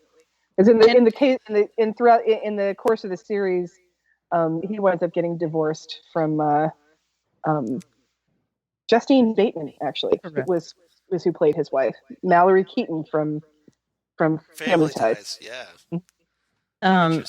Although he is nowhere near as observant as Dale Cooper. And that's part of his problem, is that this no good Nick Sean Spencer comes in thinking he's a detective, and Sean is like 10 times better detective than Lassiter is. He's more talented. Lassiter knows it. Lassie just makes him crazier. Always trying to prove that Sean is not a psychic. I mean, he's like, "Sean, you're not a psychic." I mean, he's not out to get him or anything. He's just like, "Can we just stop hiring them altogether? I don't understand what the fascination is with these two." He's just always trying to tell the captain that he's full of it, but he's always right and he always solves the case. Right. And so when it comes out that Sean wins, he's always like, "Oh, Lassie, I knew you believed in us all along." I mean, it's that sort of kind of tongue-in-cheek sort of thing at the end. And to give you the what kind of passion Lassiter has, he's a Civil War enactor who ages his bronze buttons in his own urine. So he's that type of guy. Alrighty then. Another amazing episode. That one was fantastic. Yeah.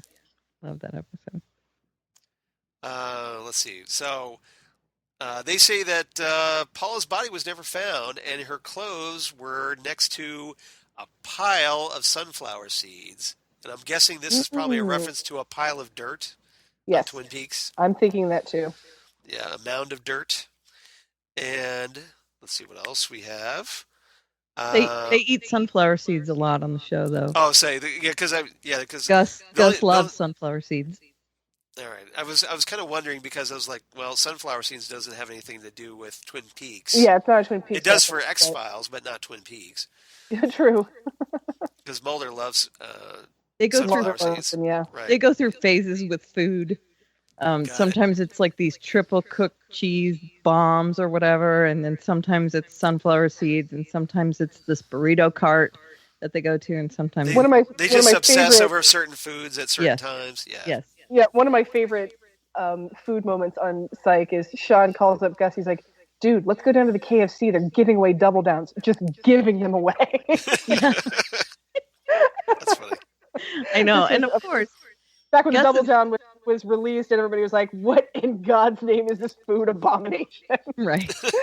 But double down, of course, a chicken sandwich where the bun was the chicken, and it was filled with cheese and ham. Yes, it's too much. And that is definitely something up Sean's alley. He's into the overly fried, super greasy. Right. He's into that food porn, fair food kind of thing. Yeah. Right. And Gus is more into the healthy food. I can respect that. Mm-hmm. Gus is more into the healthy food. However, when it comes to like them going to eat something like really greasy or whatever, and Sean recommends it, Gus usually responds with, that's right. Oh, Which that's right. means they're going to eat it. Yes, he's also a big fan of like Jamaican jerk chicken. Oh, that's right. Yes. Yes. So yeah, they have their food moments. Yeah. That's and the good. hotness level and all that. Yes. And Gus So, is Gus go is ahead. he's the nose. He can smell everything. He knows exactly what's in every recipe just by smelling it. Yes, he has the Hannibal Lecter sense of smell. Oh, okay. Yeah. That makes sense. So, Sean remembers Bob eating these sunflower seeds. So he goes back to talk to Bob. Right. So and they go looking for Bob, but apparently a waitress named Flo, which I have to think was a nice nod to Alice. Kiss my grits. Kiss my grits. Yep. Yep. Early to bed, early to rise. It frightens me that you know that song. Sweet. I know the whole song. Oh, the song I'm is sure- great. I'm sure you I still do. want to know how they made it a sitcom out of such a depressing movie, but I know, hats off. right? Alice doesn't live there anymore. Is like Well, It's you know, so it's down. it's like this diner, so it makes perfect sense. That's a good setup for a sitcom. sure. Wacky Yeah, people okay. come in all the time, so If you're not a barely scraping it together single mom who just got yeah. dumped on her ass. Yeah. Right, So right. anyway, so he goes to see Bob. Yeah. Flo And they tells go, him, they go to the Barker's house, yeah. Yeah. And there's like a picture of Paula as a homecoming queen on adorable. the mantle, and a moose head is on the coffee table. Mhm. Alongside Yep. a pineapple. That's where a pineapple is. See, I wouldn't get Yep. the pineapple reference. But you're probably right because Yep. I'm sure you're right actually because That's where the pineapple was, and that's where you needed to text in and say, "Hey, it's on the That's right. conversation." Yep, got it. You know that's right. No, that's right. You guys, you're too funny. And that's obviously references to Twin Peaks, and obviously Laura Palmer. Bob says that 12 years ago, Michelle's unstable sister Lucy. See, I told you there was going to be a Lucy reference. Lucy, yes. Like one of the most stable people in Twin Peaks is of course, Lucy Moran Brennan. Right. It's a nice little nod to her. Yep. Apparently, Lucy left Dual Spires, taking with her Paula, whom Michelle and Bob had all but raised. When Paula sent them on a letter detailing the drug use and child abuse, Mm-hmm. which obviously sounds very Laura Palmer-ish, Mm-hmm. they helped Paula fake her death so she could leave, and so she could leave Lucy, as it turns out. Right. Juliet and Carlton reopen the case, and then at this point they leave to issue a warrant for Bob's arrest for faking someone's death. Because that's illegal. If this were my jurisdiction, I'd arrest you right now. Yeah. So Sean keeps looking around the house and sees some photos of Paula when she's a baby, and realizes that the hand in the photo giving her a bottle and Bob's hand are the same thing. And he says, Right. "Did she know you were her father?" And he said, "Not at first. I told her so she would come with me." And he says, "Does your wife know?" And he says, "No, and she's not gonna. She's been through enough." And so I think what I thought was interesting about this was the idea of one person being with both siblings is a nod to Lana having been married to Dougie Milford until his death, and then after he dies, she gets with Dwayne Milford. So I thought that was a nice little, moving from sibling to sibling. I can see that connection. Yep. And just because it was Robin Lively Yeah. Makes being sense. being part of that, yes. Yeah, that does make sense. So Sean and Gus go check out Paula's room, and they find a secret diary. So just like Laura Palmer's secret diary, only Mhm. this one is hidden in a stuffed bear with a noose around its neck. I know, like, where's this secret thing we have to find? And it's like, I Yeah. think it's a really creepy ass bear. Yeah, Should probably check that out. yeah. And then it turns out the last entry is in Latin.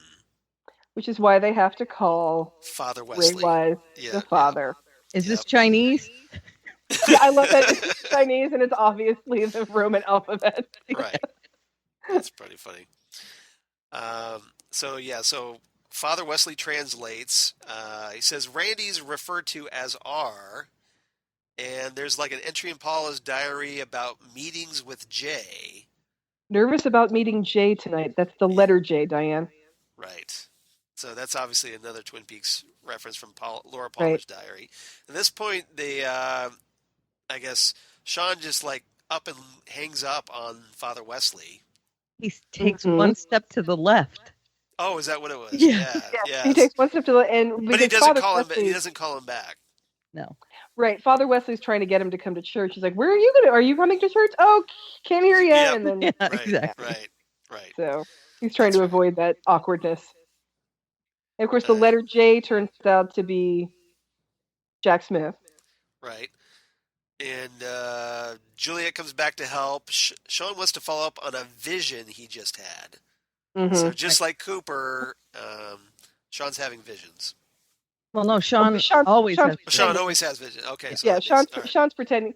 Sean pretends to have visions to keep up his the appearance. psychic appearance. So what'll happen is you'll see one of those negative close-ups, and then Sean will be like, "Oh, I've just had a vision," and then Okay. that's how he's able to act on it. I always think it was a Dale Cooper reference, but maybe it works on both levels. Yeah, no, it's He's heard definitely it both ways. He's heard it both ways. It's definitely a running thing with Sean. Sean's father and Gus are in on this with him, but everybody else thinks he's a psychic. Right. Right. Exactly right. And a layer to this part right here is that Sean and Juliet have just started dating, like right at the beginning of this season, and Gus still doesn't know. So that's Labradoodle. right. So they're That's kind of why- keeping it from him. Yeah, because I remember them they snuck a kiss. Yes, they did. Right when he's like, like what in the world can that be? Kind Right. of He thing. says there's a labradoodle over there. That's Yeah, and there's no labradoodle. there was no. Let's see. What are you talking I didn't see about, a Sean? labradoodle. There's no labradoodle over there. There's no Labradoodle. He's I very swear I angry saw with it. it. That's why. So when he turns around, he and Juliet are able to kiss for a second. Right. So Right. Let's see what else. Back at the library, Maudette walks in wearing high-heeled shoes. Say, hey, check out my shoes. check out my Obviously- shoes. They're much better than my saddle shoes, aren't they? I was hoping she would have came in wearing saddle shoes. That would That have would've been- But that I guess would've been I guess pretty that's funny, too but- obvious, right?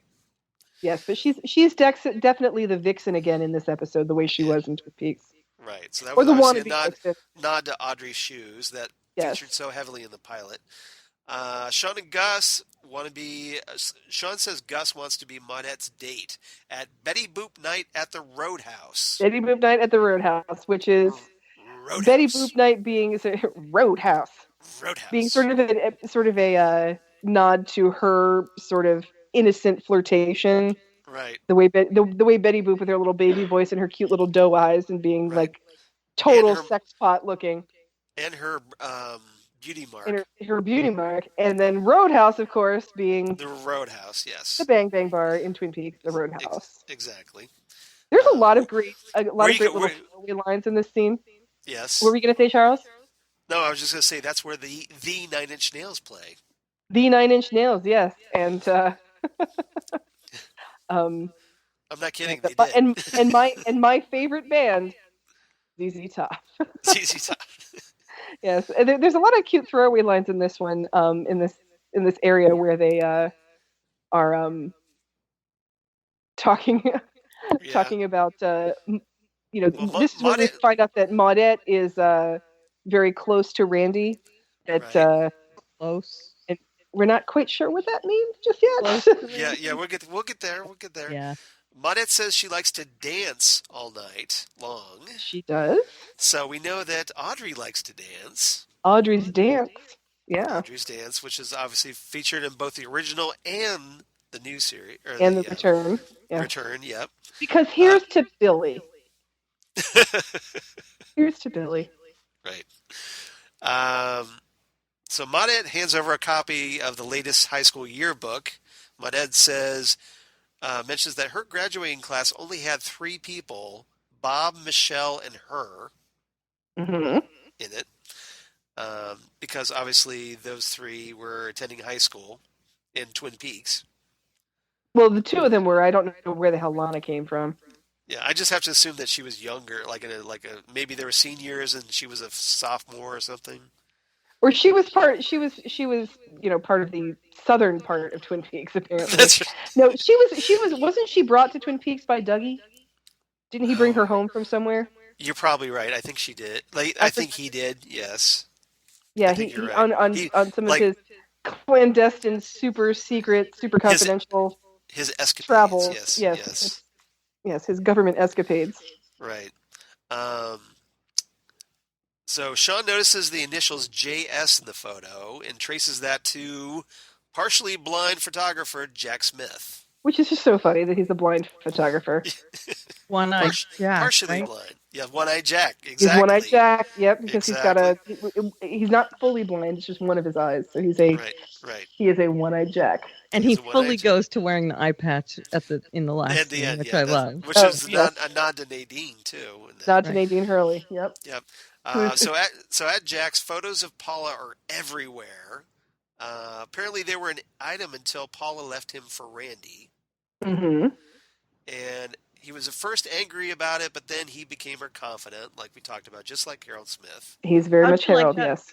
How'd you like that Sean sussing out when he lost his sight by how blurry the photos are? Yeah. Duh.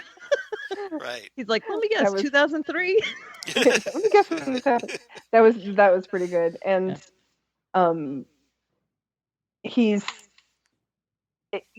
the house is full of photographs the way that Harold's house is full of plants. Right. So he's very much a Harold type of character. Yep. And Jack says he was with Paula the night she disappeared, kind of like James Hurley. Oh, like James Hurley, yeah. Yep. And they took a walk in the forest. Kind of like Laura. The evil in these woods. The evil in these... She wanted to leave Dual Spires, but while they're talking, someone knocks Jack out. Dun dun dun. And they end up developing the photo with, of course, Sean and Gus's help. And they reveal that Randy attacked Jack. Yes. And Randy is the reason he gives for going to the library all the time is he's taking correspondence courses in management because he has to learn how to be a good leader. Mm-hmm. Yeah. And that'll come up later. It does. The leader part is very important. Yeah. Juliet ends up going to Randy's house looking for the sheriff. Randy's out back sawing wood in the backyard. In this beautiful Twin Peaks Eraserhead moment, where in slow motion he has a table saw and he's sawing a 2x4, and then all the sawdust comes up into the air in slow motion, very Eraserhead. 2x4s, 4 bites. Here's the thing. 2x4s. Yeah. 2x4s aren't actually 2x4. I'm trying They're to, not. when you go to your bank. Yep. I understand now. That was a scene in Twin Peaks, obviously. I don't know how this could have happened. Yeah, somebody there's a the guy who runs the bank. Dale Mibler, this really old banker guy, comes by. And he looks like Harry Carey. I mean, he's got the big glasses, gray hair. The big chunky, Coke bottle lens, He's upset that his 2x4s aren't actually 2x4, and he's complaining to Josie, who just inherited the sawmill, doesn't work there, and she's very upset. And she's like, Pete, how could this happen? And Pete has to explain that 2x4s are not 2x4. Right. That is correct. They're like 1 and 6 somethings, and Pete completely explains it perfectly, and I forget what the numbers are. But yeah, if it's so it can fit in. Find out. It's so they can fit in a 2x4 space. Right, but they're not exactly 2x4. Otherwise, they wouldn't be correct. Otherwise, you'd just be banging it against the hole. Exactly. Phrasing. See, you learned about carpentry here on Ghost with the Twin Peaks podcast. Pete Martell can teach you how to build a house and how to win at chess. He can do anything. Every single person in my family has worked in the construction industry, so this is that is my forte. That's in your wheelhouse. That is literally my wheelhouse. So. That you made the wheelhouse. You made. I built it out of made scratch. the wheel. Yep. Exactly. All right. So how menacing is this that he's like pounding this 2x4 on his hand while he's talking to Juliet? Extremely menacing. Yeah, and I think that was the point, because he's talking about how Juliet reminds him of Paula. What do you weigh? 109, 110? Right. Yeah. All creepy. Ugh. Yeah. And I definitely get kind of like a Leo Johnson vibe from him at this point. Right. At least I did. Sean and Gus arrive, and then Randy mentions his ex-girlfriend, and this is I love this line from Sean. What is it with all these secret relationships in this town? Yeah. Which is obviously just a nod to Twin Peaks right there, because... And it's a nod to him having a secret relationship with Juliet. Right. Oh, yeah. Yeah. Like, so that's why he's saying that, because he's trying to keep his relationship with Juliet a secret. Right. Like, you guys in your secret relationships while trying to, like, deflect. While trying from to... his That's own, exactly his own deflection. secret relationship. Yeah. Yep, it's total deflection. I got it. Randy says he waited for Paul at the library, but she never showed. Dun, dun, dun. So we go back to the Sawmill Diner, and Sean realizes that Randy's ex-girlfriend is Maudette. Maudette. Dun, dun, dun. Going for the And older so- woman. But- Wow. And they So make she's- an she's- interesting... she's cougering. what did you say? She's Maudette was cougaring him. Oh, big Well, time. and what's interesting about that is who... Thank you. Oh, good one. Who in Twin Peaks likes an older man? Let's see, Lana. Audrey Horne. This is true. That is two. Inappropriately, I am an agent of the FBI. What I want and what I need are two very different things. You are an 18-year-old girl. So I think that's kind of funny. And they Gus makes a comment about her getting her Pamela Smart on with Randy, which I thought was an interesting reference, because of course Pamela Smart, who is famous for being in jail for having her high school lover kill her husband. Correct. Yeah. And also, interestingly enough, in 2002, I think, because that's another thing where they're a little bit ooged out by this, because she's obviously known Randy for a long time and was sort of like a mother figure to him. And in early 2000s, when SVU first started, there was an episode of SVU where a woman was being brought up on statutory rape charges because she was pregnant by her stepson. And the star of that episode, Sherilyn Fenn. Whoa. Of course. Yeah. So. Of course. That's me doing my Keanu Reeves. Whoa. Layer upon layer upon layer. Layer upon layer upon layer of just inappropriate behavior. Yeah, So. and I also love the comment when they reference it, and Gus is saying it's not the same thing because that boy is 17 and she is fine. and Fine. and Sean says something like, "So where's that differentiation between altar boy and pervert?" Exactly. Well, they have some. There's some great little throwaway lines in this episode. Yeah, I love one of course being, "We're here to investigate, catch bad guys, and eat pie. We started with the pie," which is also exactly what happens in Twin Peaks. Right. He starts with pie before he even gets to the investigating. He goes right to the That's his diner. fuel. Yeah. Yeah. It Yeah. fuels the And investigative At process. the Is that the Lamplighter Inn. Is that the part where they go and they sit down with Jules and they're eating the cinnamon pie, and they say, "Isn't this pie good?" And she's like, "I don't know." You ate Ate it. Pie. Did- You immediately ate it. Yeah. Isn't there a And then reference they where realize they have a clue and they have to act on it, like 4 slices of pie to go. doesn't she make a comment to Gus like, "You ate 12 pieces" or something like Yeah. Something like that. Yeah, they cannot stay away from the pie. So, that? Was pretty but yeah, so he and Maudette are kind of spending inappropriate time at the library. right.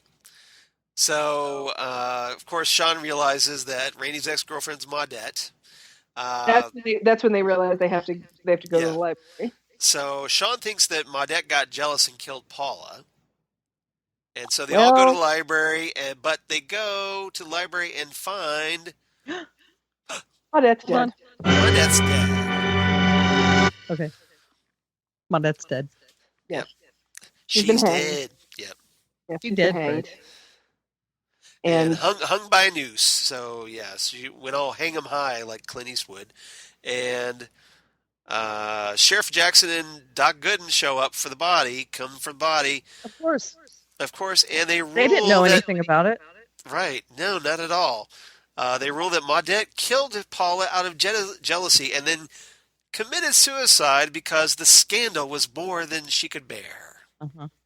because this is a small town. And this is where you do that. Yeah, I don't trust these people for a second. Nope, So they're at the library and they see this blue cord up towards Yeah. the ceiling. They're looking around, and of course they're looking up, and Yeah, they realize that is an It's- Ethernet cord, and right, that's this- how we determined that Maudette is who has been sending the emails. yeah, because they follow her back to her office, and they find a laptop there hmm in her office. Sean obviously connects the dots and is like, well, she's the one who has been emailing. Right. And then- You've got Dewey Decimal and Right. Ethernet cord in the library. Ding, ding, ding, ding. Ding, ding, ding. Yeah, exactly. But all of a sudden, they get locked in Maudette's office, and then there's smoke coming from underneath the door. Yep. So we've locked somebody somewhere because we don't want them to know what we're doing, and then we've set a fire. Right. Where have we seen that before? Let's see if Catherine fire. Martell. Yeah, exactly. Yeah, that's Catherine the, Martell and Leo Johnson. Two people are about to get burned to the sawmill for two reasons. The sawmill fire. Yes. The hell is going on in Twin Peaks on this one night? Yeah, it's like where was Piper Laurie during all this? That's what I want to know. Oh, she was lighting all those candles in her house, waiting for her daughter to come home from the prom. Come on, Carrie. That's right. Yes, Oh, I That's see. right. they're all yes. gonna laugh at you. That's right. I Yes, forgot that she is was in Piper that. Laurie, isn't it? That is I that forgot is she was Piper in Laurie. that. Piper Laurie is Carrie's mother. Yes. That's Uh, it. All right. Well, that's where the fire comes from. Her lighting her candle. That's why she's so good at it. Right. So someone comes to rescue them. Turns out it's Father Wesley with an axe. So he goes, Father all, Wesley with an axe. Here's Johnny. There's a line that Sean says that they were almost Wicker Man. That Yeah. I laughed so loud at that. That was so funny. Yeah, That that was was good. great. Yeah. Wicker Man, of course, being the Edward Woodward, Christopher Lee classic, where he's about to be sacrificed in a giant wicker man with a bunch of other chickens and rabbits and other things. So, Right. and they are talking with. They haven't seen the father in a while, so they are surprised at how his hair is now completely white. That's not Right. how he looked the last time they saw him. So they have this discussion about how he has this white hair because it was a failed attempt to cover some gray. Which did not go well. Did not go well. Now his hair is completely white. Yep. Just like on Twin Peaks. Uncle just Leland's like just hair went completely white. so Ray Wise got to reference his own character in that. He got to gag. So reference his own character, which is that was awesome. great. That was pretty epic. Then Bob shows up in a Jeep and everybody drives off. They go to a log cabin in the woods. Let's go to the cabin. Yeah, The cabin in the Leo woods. Johnson. Yep. So bad things happen in cabins in the woods on Twin Peaks. Did you That's mention that they had? Okay, in the show, Sean always gives Gus these horrible names as well, Right. and the name in this was Blackman, wasn't it? Lodge Blackman. Lodge Blackman. Lodge Yeah. So, Blackman, yes. so a nod Black- to yeah. the Black Lodge. Yes. Black Lodge. My favorite Gus name for this, though, was when Sean said that Jet Blackness should be his porn name.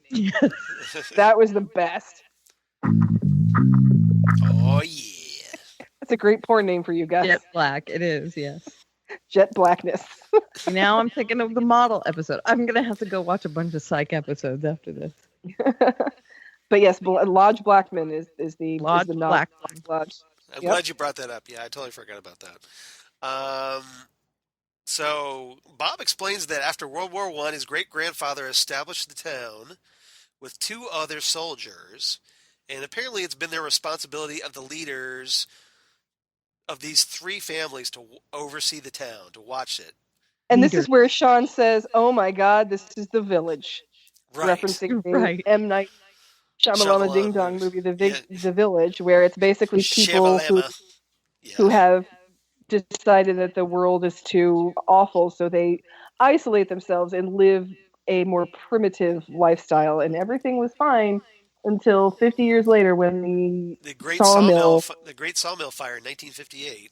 was burned down by a drifter, an outsider, which is why they don't like outsiders in this town. Right. So this is where they start like not trusting people.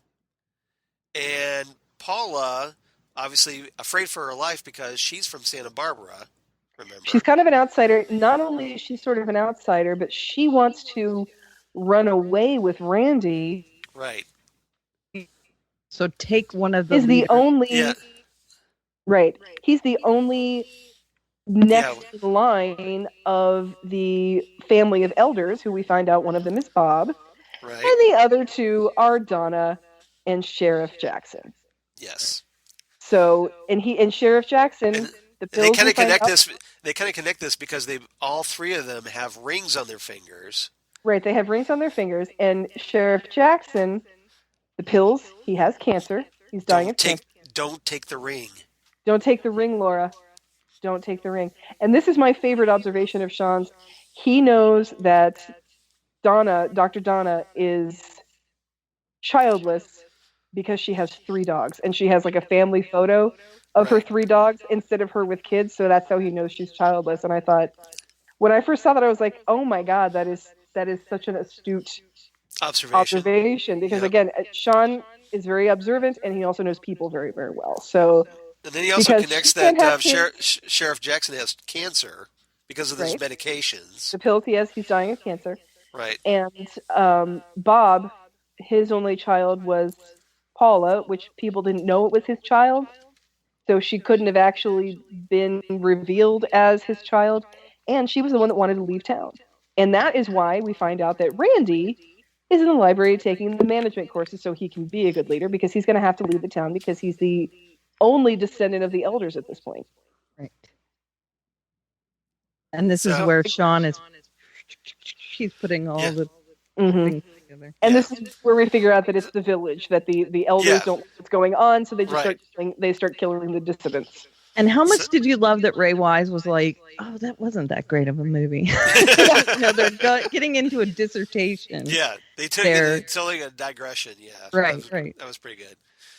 So Well- Doc Gooden and Sheriff Jackson start threatening everybody with a gun, Mhm. and then this is when O'Hara Juliet and Carlton show show up. up. Yeah, and Father Wesley mentions that he called the detectives before coming to Dual Spires because obviously, and Jack led them to the cabin. So Right. So here's one thing. So it's all wrapped up in a nice little package. well, they only had an hour to do this, so Well, what I love about this is not only is the victim from Twin Peaks the killer right. in Psych, Yes. but the killer in Twin Peaks saves the day in Psych. It's a complete 180 for both Leland and Laura Palmer. Yep. Right. He's the killer and he solves it, and she's the victim and she's the killer. I love that. And also that Laura and her confidant, Harold Smith, work together. They work together, yes. And I will admit that when I first saw this episode, I'm like, oh, is it going to be Laura? Like, are we really going to go there? Right. I was They almost went there. expecting it. Yeah, they did. And that she and Harold worked together because, honestly, Harold was the best thing for Laura.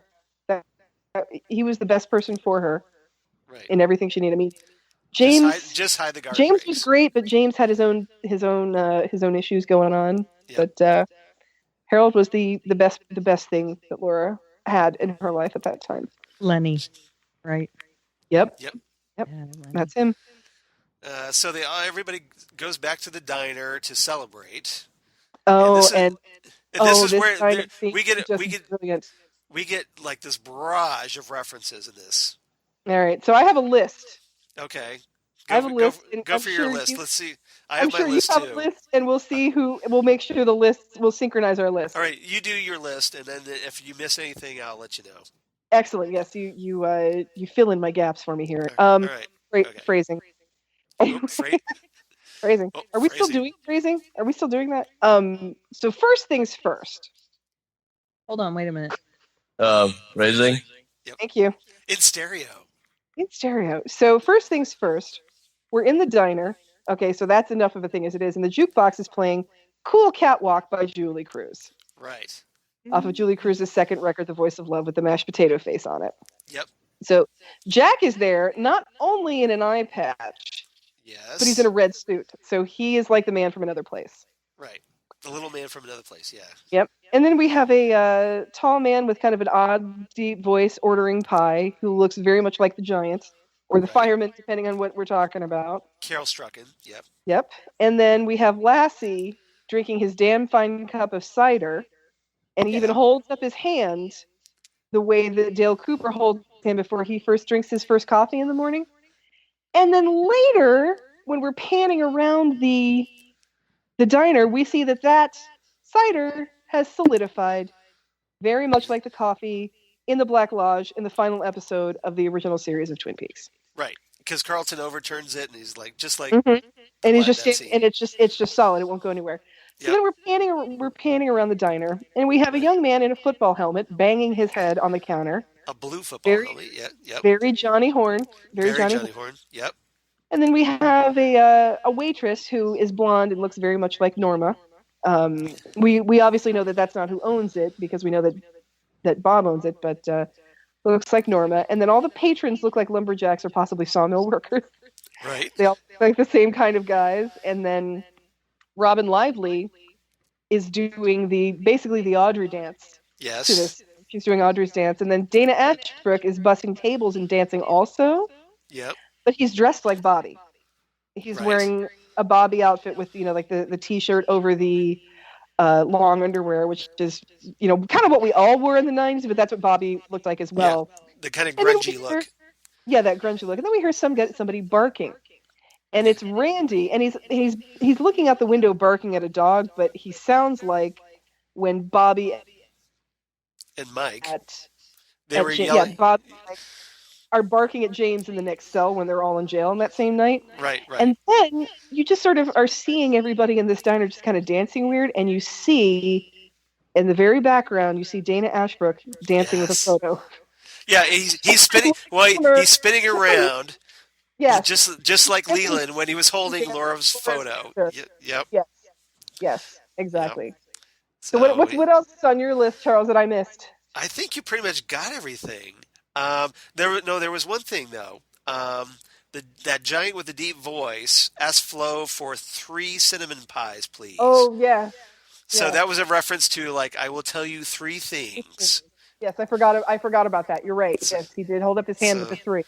But otherwise, that's pretty good. Yeah, that was pretty good. And Juliet is watching this, all freaked out. She's like, I think we need to leave. It's not so much that Gus and the father are here. It's everybody else. It's like these people are nuts. Yeah, she's very weirded out by everybody else. So so she and Sean leave the diner, but apparently everybody else stays. So Both they're of cool with those it. super tall guys, both of Yeah. them played Lurch in different iterations of Ooh, Adam's Family.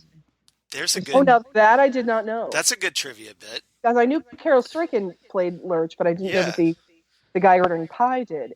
Yeah. Interesting. Where did the other guy play? Um, Lurch? I think Does it it was say? like the third movie.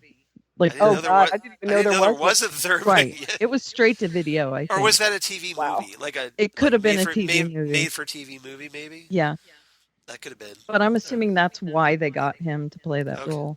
Then That's fun. that's even more genius right there. That That's is brilliant. great. So yeah, and then we get the end credits, The end credits are so fantastic. which we get the soap opera type music that's used in the Twin Peaks closing Well, credits, which is Laura's theme. and we it's get a very shot of interesting. Paula's homecoming picture. And it's just Paula in the tiara through the whole thing, just like Yep. the ending of Twin Peaks, which is so great. Right. So, damn, So, that was this was a pretty impressive episode. The writers of this episode are either us Yeah. or God just, help them. or Yep. just as bad as us, Charles. Just as bad Yeah. as us. 'Cause Nobody's they just as were- bad as us.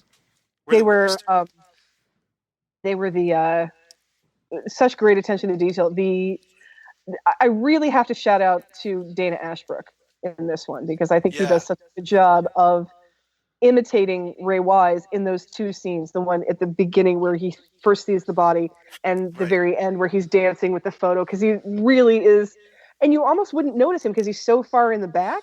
He's super at the back. You can't really tell what he's doing, but then you know that he's holding a photo. You can't see that he's holding a photo. You don't know what the photo is, but you know that's what he's holding because of how he's dancing so much. You kind of see the frame.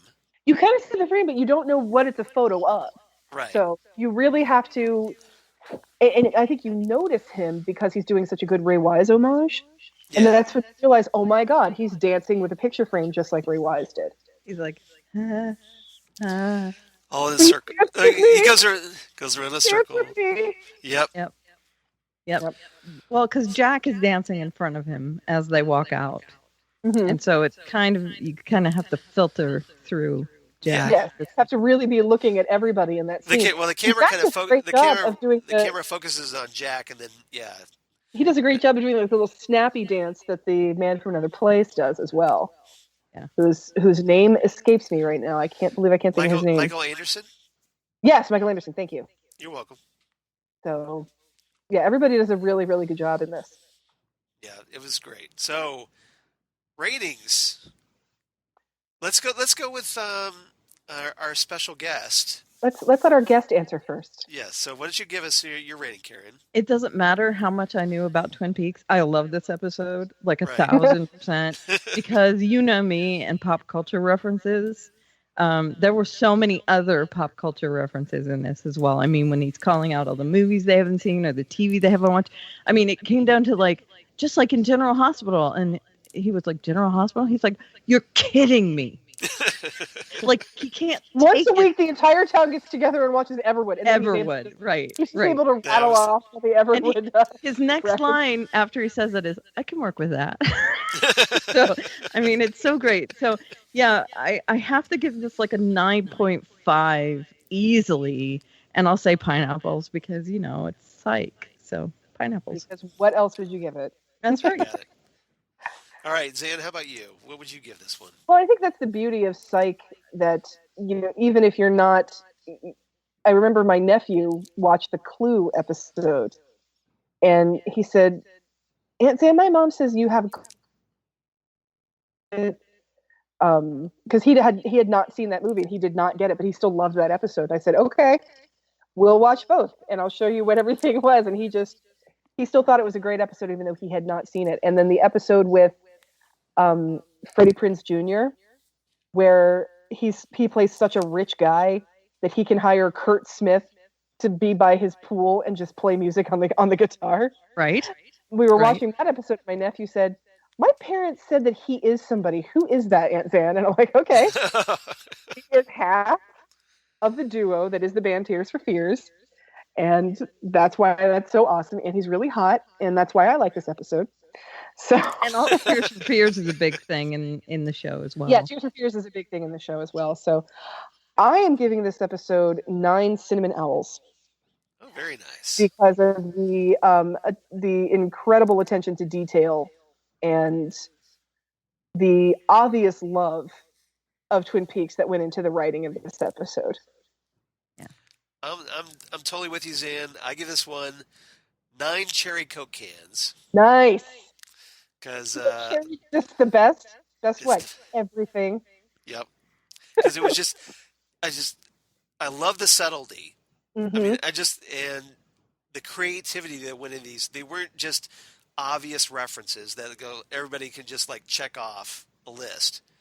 You had to be a fan, and you had to kind of connect things to catch the references, or you had to like be such a hardcore fan that you love things like physical performances and can appreciate that. So I love that detail. You're right. So much creativity in referencing the obvious, like the cherry Coke. Like there are overt references, and then there's just some that are just so subtle. Just even Dana Ashbrook in the background dancing with a photo, like you can barely even see Dana Ashbrook. Right. In that scene. So but they wrote it in. I mean, that is There is Right. so much love for Twin Peaks that went into the writing of this episode that it's just glorious. It was. It's really, and that, and Psych, when it comes to pop culture references in a story, Psych is the gold standard. Family Guy likes to think that it is, but Family Guy is way too in your face with it. Right. Psych is the gold standard of it. My favorite Psych moment of all time is what they call a psych out, Charles, which is a little sort of a over the credits outtake that they would do, and you can find these mostly online, and they're on the Psych Pineapple Complete Series box set. Well, I noticed there was an outtakes during the end credits of this. So, Yes. I caught that. So those are called psych outs. Okay. And there's one psych out where Sean is trying to figure out how he's going to explain something to the chief. And he's like, how am I going to explain this? What would Al be sure say? And then Gus just sidles up to him and is just, I can tell you how I feel about you night and day. And then Sean, not without missing a beat, how I feel about you. Fantastic. For those of you too young to remember Al B. Sure, the godfather of New Jack Swing, trust me, that's awesome. And just something that subtle. It's not like, not like everybody still talks about Al B. Sure, but just that's right. Just I just love the love of pop culture that obviously goes into these episodes. And this one was the pinnacle for me. The thing about Psych is they're not reaching for it like Family Guy is. Like Not they're at like, all. oh, let's look up pop culture references. This is like the people on the show probably just do that. This is that natural stream of thought where you have that, this reminds me of this, reminds me of this, reminds me of this movie quote, so I'm going to say it. Right. And you can, and when you are someone like us, and you also have that same pop culture knowledge, it seems very organic how they get to their references, how they start from point A and then get to the reference at point B. You're like, oh, I know exactly what fired in their minds to make them think. Exactly. Make them make those connections. Which is what I love. And that makes the writing all the more brilliant because it's like they're in my head. It's somebody has found a market or unsettling a little bit that they're in your head. Yeah. A way to use the skill that we have that just happens in our everyday lives that makes everybody look at us saying, "What the hell are you talking about?" Exactly. So, And then you kind of feel good because you understood all the references. Well, I've always said and not to go too far into my own personal philosophy. And again, Charles, I hate to say this word, but I've always said that there is value in being aware of your own zeitgeist. Right. Which word do you not like their values? Zeitgeist. Yeah. Zeitgeist, yeah. I'm not a fan either. Yeah, it feels like it gets thrown around in the wrong way, but in this situation, it's certain context. Yes. You're doing it right, though. Right. I'm using it correctly, and it's the best way to say it because there's a phenomenon that I refer to, and Charles, I think you've heard me talk about this as coolness by omission. Yes. Where people tend to think that what they don't do is what makes them cool. I don't watch television. I don't do X. I don't do that. I don't whatever. Right. And it's what they don't do or what they don't know. Karen just shot herself. But Karen is obviously fed up with this concept as much as me. Yeah. And the idea that what you don't do is what makes you a cool or interesting person, I disagree with. I think it's what you do take part in and what you are aware of. Right. And what I always say about being aware of my own zeitgeist is that lets me in on the joke. And I want to be in on the joke. I don't want to watch the Kardashians, but if someone makes fun of them, I want to know what they're talking about. I'm in. That's right. You want to be able to appreciate it. Right. I want to get the joke. Like, I remember being in, watching the movie Ted 2, and there's people fighting, but then you see him on this phone and you hear this music and everybody laughs in the theater. And I'm like, oh crap, I am only like 80% sure what they're laughing at. And I lean over to my cousin, I say, that's Angry Birds music, right? She's like, yeah. I'm like, okay, good. I know this joke. I'm in on this joke now. And so when you have these sort of this referential humor, which is done so in your face by a Family Guy or a Robot Chicken or something like that, it's a little bit easier to know what they're talking about if it's so in your face. But when it's subtle like this, you have to be aware of the culture and the pop culture to be in on this joke. And that's all I want to do is I just want to keep laughing. I just want to be in on the joke. Well, the way this episode is structured, I think, is great because you don't really have to be a fan of Twin Peaks, as Karen has proved, Right. to appreciate this Okay, episode. don't say it like You don't that, have though. to be. Okay, well, you know what I mean. That, Right. that you're not an expert in Twin Peaks. Th- How's that? That's You don't it. have to be a Okay. fan. Not that you have anything against Twin Peaks. You're just not. Right. You're Right. just not us. So they're just there was just you watched this episode and you didn't catch all the Twin Peaks references that we went through. No, but I just now. lived through Twin Peaks. Right. Right, you are I aware didn't enough of watch your own it. right, guys, to be in on this joke. Right. Exactly That's right. okay. But I And mean, with but Charles, you've proved that you don't have to be a hardcore Psych fan right, to exactly. enjoy this episode just because it's Twin Peaks. Exactly. I was perfect. Yeah, I enjoyed this episode immensely because coming from the Twin Peaks perspective, but I was also entertained by the story and the characters as well. Right. Yes. So, Yes. and Uh, that's good writing. I'm going to have to go back and revise my rating on this, Charles, because I forgot about it. Do we get an upgrade? We get an upgrade. It really should be Upgrade. higher than a 9. I'm sorry. We are getting a 9. We're getting a 9.5 with that 0.5 being added for its ability to predict the future. Well, maybe I should do that too then, because you're right. I love how you love me. Love me. That just freaked me out. I was the same thing with when we watched Fire Walk with Me, the director's cut after we Yes. watched The Right. Return, and somebody says is it future or is it past? We're like, whoa, wait a second. Yep. But this one, I seriously rewound that like 6 times. Like, am I actually hearing this song right now? That was Yep. yeah. So 9.5 cinnamon owls for its ability to predict the future. Absolutely. Well, I guess I have to do 9.5 Coke can or Well, cherry Coke cans. You don't Yeah, have yeah. to, but you really should. But it predicted the future, Charles. Zan talked me into it. I'm okay with that. I'm all right. I am with fine that. with being blamed for that peer pressure. That works Yeah, for me. exactly. Yeah, I'm okay. Yes. I see. I took the most prudent road I could take. I think with that. I think you did. I think you Yeah. did. By just going along with us, yes. Just- Yes. The thing is, you have to give reference to it predicting the future, or else you don't know what's going to happen, Charles. Exactly. We This have is to. true. We have to have a healthy fear of this ability. Well, it is We a must- show we about must- a psychic. So I see what you did there. A Very- fake psychic. Yep. I'll give another one to Shut Karen up. there. That's good. Yeah.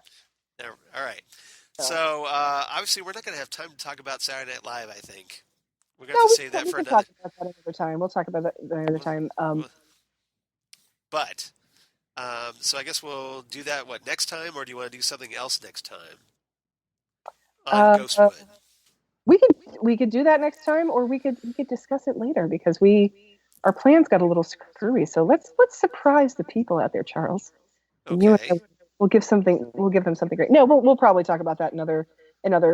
We'll do a part 2 of Twin Peaks references because Yeah. we'll do Saturday Because Live. we get the Simpsons. Yeah. We can do anything but love. So we'll do the smaller vignette. I think that's a good idea because this was obviously so much. There was so much in this that there wasn't room for anything else. According to the Psych wiki, there are apparently like 700 plus references to Twin Peaks in this. Wow. So I think we probably talked about like 690 of them. Yeah, we did a pretty good job, I think, I think we between the talked. two of us, and we like your lists were pretty much like, yes, I 3. threw in a couple. You did. You did good job. You did. You There is did. a We're not discounting director- you. We're happy that you did.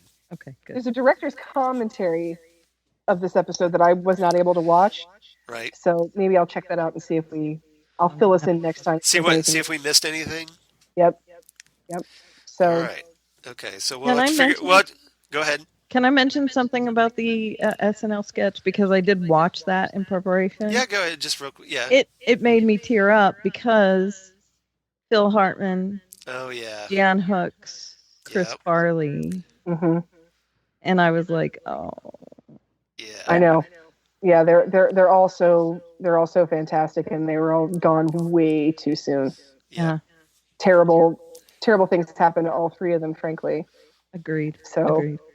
but yeah, it's a. But they were all They were great in all that comic sketch. geniuses. They were Comic all great in that geniuses, all sketch, three of Big them. yeah. Big time. Yep. And all of them bringing it in that sketch as well. I don't remember the sketch. I remember him being on SNL in 1990, but I don't remember the sketch so much. When I watched it today, I was like, that is hilarious. Oh, his Saturday Night Live is one of the all-time best I've ever seen. Yeah. Like his episode, Shatner's episode with Get a Life. Yeah, Right. Get a Life. Yeah. And there are some others that recently. Some of the Garth Brooks had a classic episode. Drake, anytime Drake is on Saturday Night Live, it's going to be classic. But yeah, the Kyle MacLachlan episode, because it has that. It has Welcome to All Things Scottish. Yep. Yes. and Oh it has- It Where has he's got him. The like a Dieter, hat. the and a Dieter cup. sketch. Yes. Dieter, yes. yes. It's the episode first of Dieter Sprockets sketch. where he Yep. is the director of the Sprockets, of yeah. the sitcom Who Are You to Accuse Me? And Who are you to accuse me? Who are you to accuse me? Yes. And then it also has everybody at the Atlantic Records party giving Luther Campbell ideas for his next song. And this is where Kyle MacLachlan is. I have lyrics for you. Lick it. Lick my butt. Lick it. Lick it. Lick it. My butt. Take it or leave it, you filthy animal. So, that is a classic episode. I need to go back and yeah. watch the whole episode. Yeah, me Oh too. my god. Because I've obviously seen the Twin Peaks sketch like a million times, but I I haven't remember watched the that. whole episode. Lick my butt is just so great. I remember that Scottish sketch that was Yeah. just so overly obnoxious with the Oh my God. Scottishness. Was fantastic. Oh, So, it's the yeah. same thing. It's here's Scotland, here's Ireland, here's the bloody sea. Now get out. Get out! Well, I'm Who sure they show McLaughlin enjoyed it because like he's that? Scottish, so that was pretty good. And Yeah. of course the opening where they, he has the question and answer session, and who killed Laura Palmer? Well, it's Shelley the waitress. Yep. And then, There's and a call for you. It's David Lynch. right. Yeah, that episode is one for the record. That's a classic SNL all across the board. So. And how weird is that Twin Peaks sketch? Because Conan O'Brien is in it Yep. as Deputy Oh. Annie Brennan. Yeah, Well, he was the Ed, head come on. writer then, right? Yep. Yeah, Yep. he was. Sorry. So yeah, So- we'll do Saturday Night Live. We'll do. Maybe we need to have you back to talk about the Saturday Night Live sketch. That's up to you. Yeah, it's up to you. But we'll see. So If you want okay. another 3-hour-long episode, sure. Yeah. Well, We hey. honestly do not need We- your help for that. No. I've tried telling her this. I've told her that like maybe it's me. I think, but we just digress, just like we do in the Phantom Zone. What is this So- bizarre segue that's happening? Thank you. Yes, thank you, Blaine. That's why I have that on the soundboard. Right. It's easy to do when your brain works in pop culture references. Yes. Again, It you go is. from point A to point B to point All C, these and then all these tangents. Yes. Yep. and then all of a sudden you're talking about Electric Dreams. Yep. All right. That's how that happens. And Lenny so, Von Dohlen. so speaking of predicting the future, Yes. Charles. Yes. I've been finding this interesting lately. I'm sure you all have been reading the articles online about incels. Yes. Okay. Yeah. And- These wonderful people. Yes. Yes. Do you know where I'm going with this, Charles? I kind of do, but go You ahead. kind of do. What is the term that an incel has for the kind of a-hole jock that actually is getting laid? I give up. A Chad. Oh, that's right. Yes. So And I we would all just know like about to say- Chad. Yes. Deputy Chad. I would just like yes. to remind everybody that here on Ghost with the Twin Peaks podcast, Right. we hate Chads for completely different reasons. Right. We don't want to Although we did- associate. We don't want to associate with the incels. We're not giving a hard time to people who can find girlfriends. Right. If you are a crooked cop who is trying to do bad things and who Yes. helps Richard Horn, you're Chad and we don't like you. So Right, we have our right. completely our own universe's reason for not liking Chads. So I just Exactly. wanted to make sure that people realize we've been saying Chad before. Yep. We were hating Chad. Chaz before it was cool. Oh, totally. We totally Okay, hated Chad. Yep. We invented hate Chads. Yes, we totally did. Do you need some mustache wax there, Charles? I need some beard oil and some skinny jeans. Thank you very much.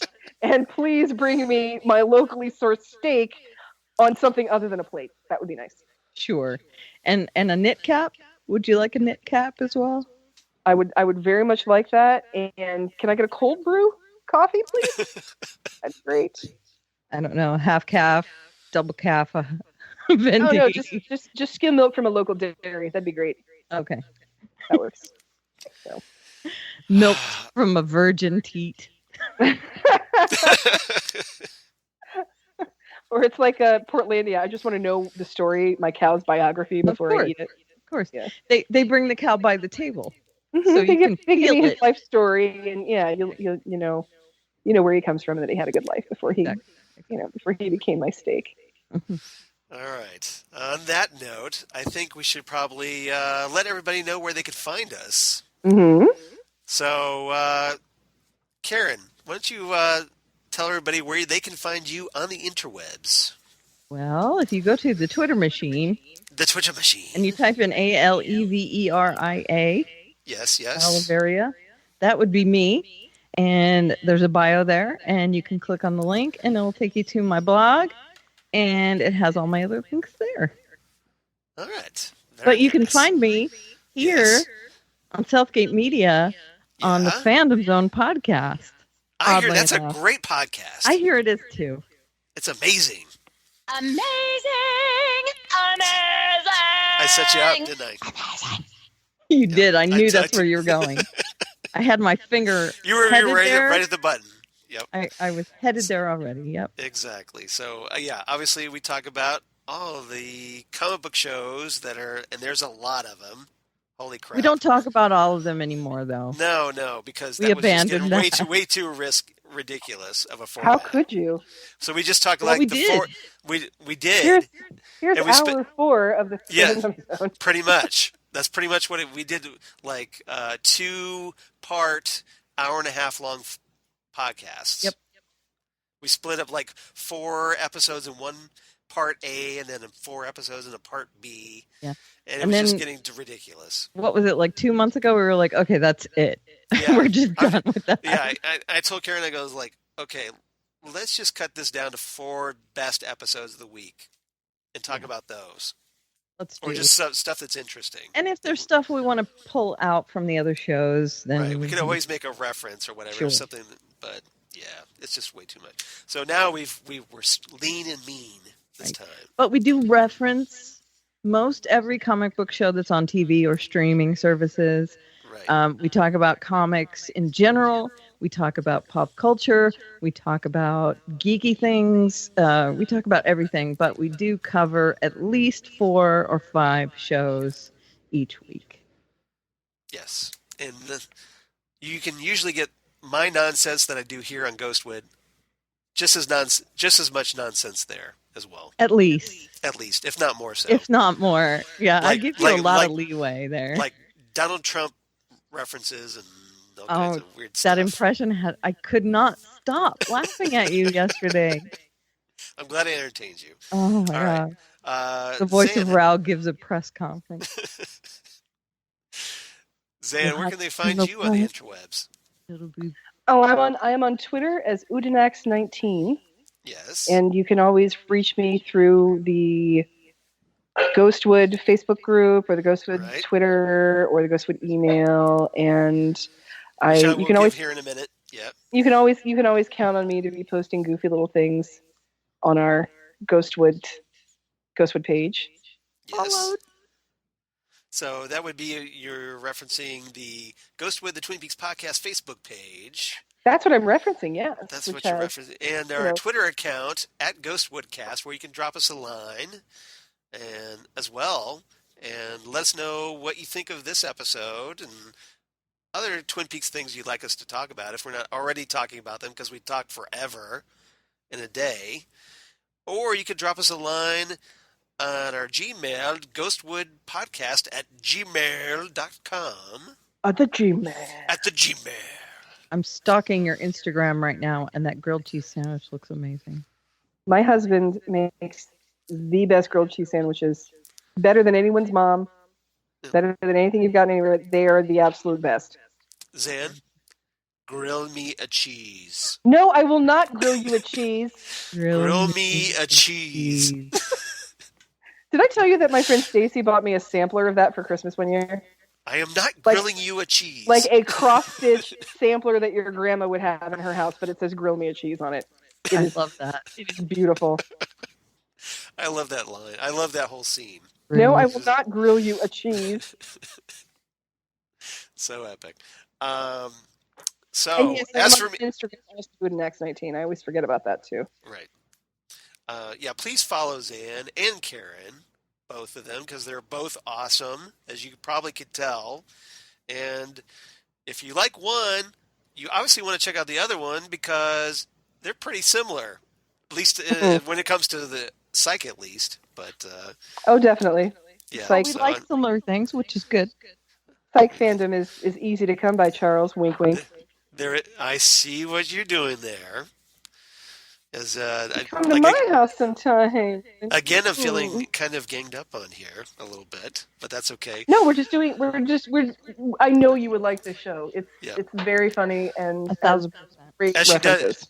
does the Count Floyd from SCTV with the DVD set. Pretty scary, huh, kids? Pretty scary stuff, eh, kids? Very scary. Exactly. As for me, you can reach me on the Twitter machine at Charles Skaggs, or at Charles Skaggs on the Instagram. Google Plus for all you crazy kids in the Google Plus. Yeah, exactly. Shout out to you, Karen. And Facebook, of course, Charles Skaggs. And if Karen's going to help me with this one, my blog. Hold on. Okay, I'll wait for it. Are you ready? Yes, go ahead. Your blog of geeky things. My blog of geeky things. Damn good coffee. And hot. Or There's a damn fine cup of cider. That's not quite as catchy of a blog title. no, that's why I did the other one Okay. first. But I hear that's somebody else's blog. Somebody else can have that blog title. But I'm Damn damn, fine good side. coffee. I'm damn good coffee and hot. And please check that out because I talk about all the stuff we talk about here on Ghostwood and Twin Peaks, and all the stuff we talk about on the Fandom Zone podcast, comics, And sci-fi, and more. And just recently posted my Avengers Infinity War review, which was, oh God, took forever to write because there was so much stuff, you I guys. still haven't seen. Since yesterday, I haven't gone out to see it. I thought you were going to go see it today. Not today. Not today. Didn't happen. Oh, that's all right. Hopefully soon. Yeah. So, please check that out. And, please like us and follow us here on Ghostwood and help us out there. And go check out the other podcasts. And otherwise, thanks, everybody, for listening. We really appreciate it. By the by, Yes. when you go to my blog, from clicking my bio link on at Oliveria, Yes. on that page it says blogs you should follow, and one of them is Damn Good Coffee and Hot, and then it says other podcasts you should be listening to, and it says Ghostwood, the Twin Peaks podcast. All So, right. there you go. You're showing us some love. I appreciate that. I'm sure Xan does too. Of course. I do appreciate that. And let us not forget that if you've got, $1, $5 at the end of the month, you're like, where can I put this? Yes. There's always the Southgate Media Patreon. Yep. Where Helps you can helps us keep the lights on. helps us keep the lights on, helps the podcast get to you, and you can learn about all of the different Southgate Media podcasts that are out there, because if you like one, it's just going to be a snowball effect from there. And then I do 2 more of those, so you might want to check those out too. Titan Talk and Next Stop Everywhere, the Doctor Who podcast. That'd be great. Which did you Yes. not hear? I cannot believe Yeah. you let it go when I referred to Sheryl Lee's character as Dr. Donna. You just let that go. Well, You just Donna you just let Hayward. it- Donna. You mean like Donna Hayward? No, like Dr. Donna Friends. Oh. Okay. Like Dr. The Donna. Dr. Donna from Doctor Who. Yeah, you Yes. just let that go out in the ether with no comment whatsoever. I'm disappointed, Charles. That's okay. I got a lot of stuff in my brain these days. Swing and a miss. Full. Yeah, it is. His brain is full. His brain. Every time I learn something new, it pushes something else out. Remember when I It took does. a wine tasting class and I forgot how to drive? So that kind of reminds me. Here's a strain of consciousness. When you said that, Yeah. in my head it was, but I learned to drive drunk from summer school. Oh, So, you got fired? I swear to God, I didn't say anything. No, it's okay. My mom came to a show. Your mother, and then my Aunt Edna, starts kissing me. If you guys haven't seen Summer School, it is Mark Harmon's magnum opus. I've I've seen that movie. That's a good movie. Yeah. Kirstie Alley. Yep. Yep. So good. Yep. That's good. So while I'm thinking about it, because you just reminded me, if everyone would do me a solid and Grill you with cheese. grill me a cheese, but keep my mom in your thoughts, Please. Oh, because my mom was recently diagnosed with liver cancer, Mom, and I'm now so sorry. they do have a treatment plan. So, but if everyone would just kind of help me out, I know you don't know my mom, but I'd appreciate it if you would. Absolutely, positive. I don't want to healing- bring the whole thing down, but positive just, healing thoughts to Charles' mom. yeah. So I only this is yelled that at him about it yesterday. I Yeah. completely yelled at him. I'm like, why did you not email me about this? Well, But you Well, had your own stuff that's to still- worry about. Okay. Well, you do have your own stuff to worry about. So Doesn't that's- matter. Yeah, but you have too much cancer in your life, Charles. It's not. no kidding, no not kidding. fair. Yeah, this is on top of my cat Keiko, who has cancer as well. So F cancer, seriously, F cancer right in the ear. right? Pretty much. Seriously. So Right in the yeah, taco. just keep her in your thoughts if you would. I'd appreciate it. So, You know we are here. all right. So, all right. Let's not bring everything down. Let's end on a good note. So, Karen, thank you so much for You're joining welcome. us here on the podcast. I hope you had fun. I did. I loved it. I hope we didn't go over your head No. with the Twin Peaks references. You did not. I was catching everything you were saying. So, I mean, I might not have connected it to something in the show, but I You said you watched the first season, so Yeah. you could pick up on the basics at least. exactly. That's awesome. All right. Is there anything else you'd like to add before we head out? No, not right now. I think we covered it. We know what we're doing next week, or in 2 weeks, because next week I'm at another funeral. My fourth one in 2 months this year. So Yeah, you've had way too many funerals in your life. I have had way too much ending going on. So yes, Yeah. I will be in Wisconsin for a funeral next week. And so the week after that, knock on wood, we will be Back. well, everybody around us will be well, and we will be on track for part 2 of homages and parodies. All right. Sounds like a plan. So, Karen, you're always welcome to join us if you want to come back. I just might.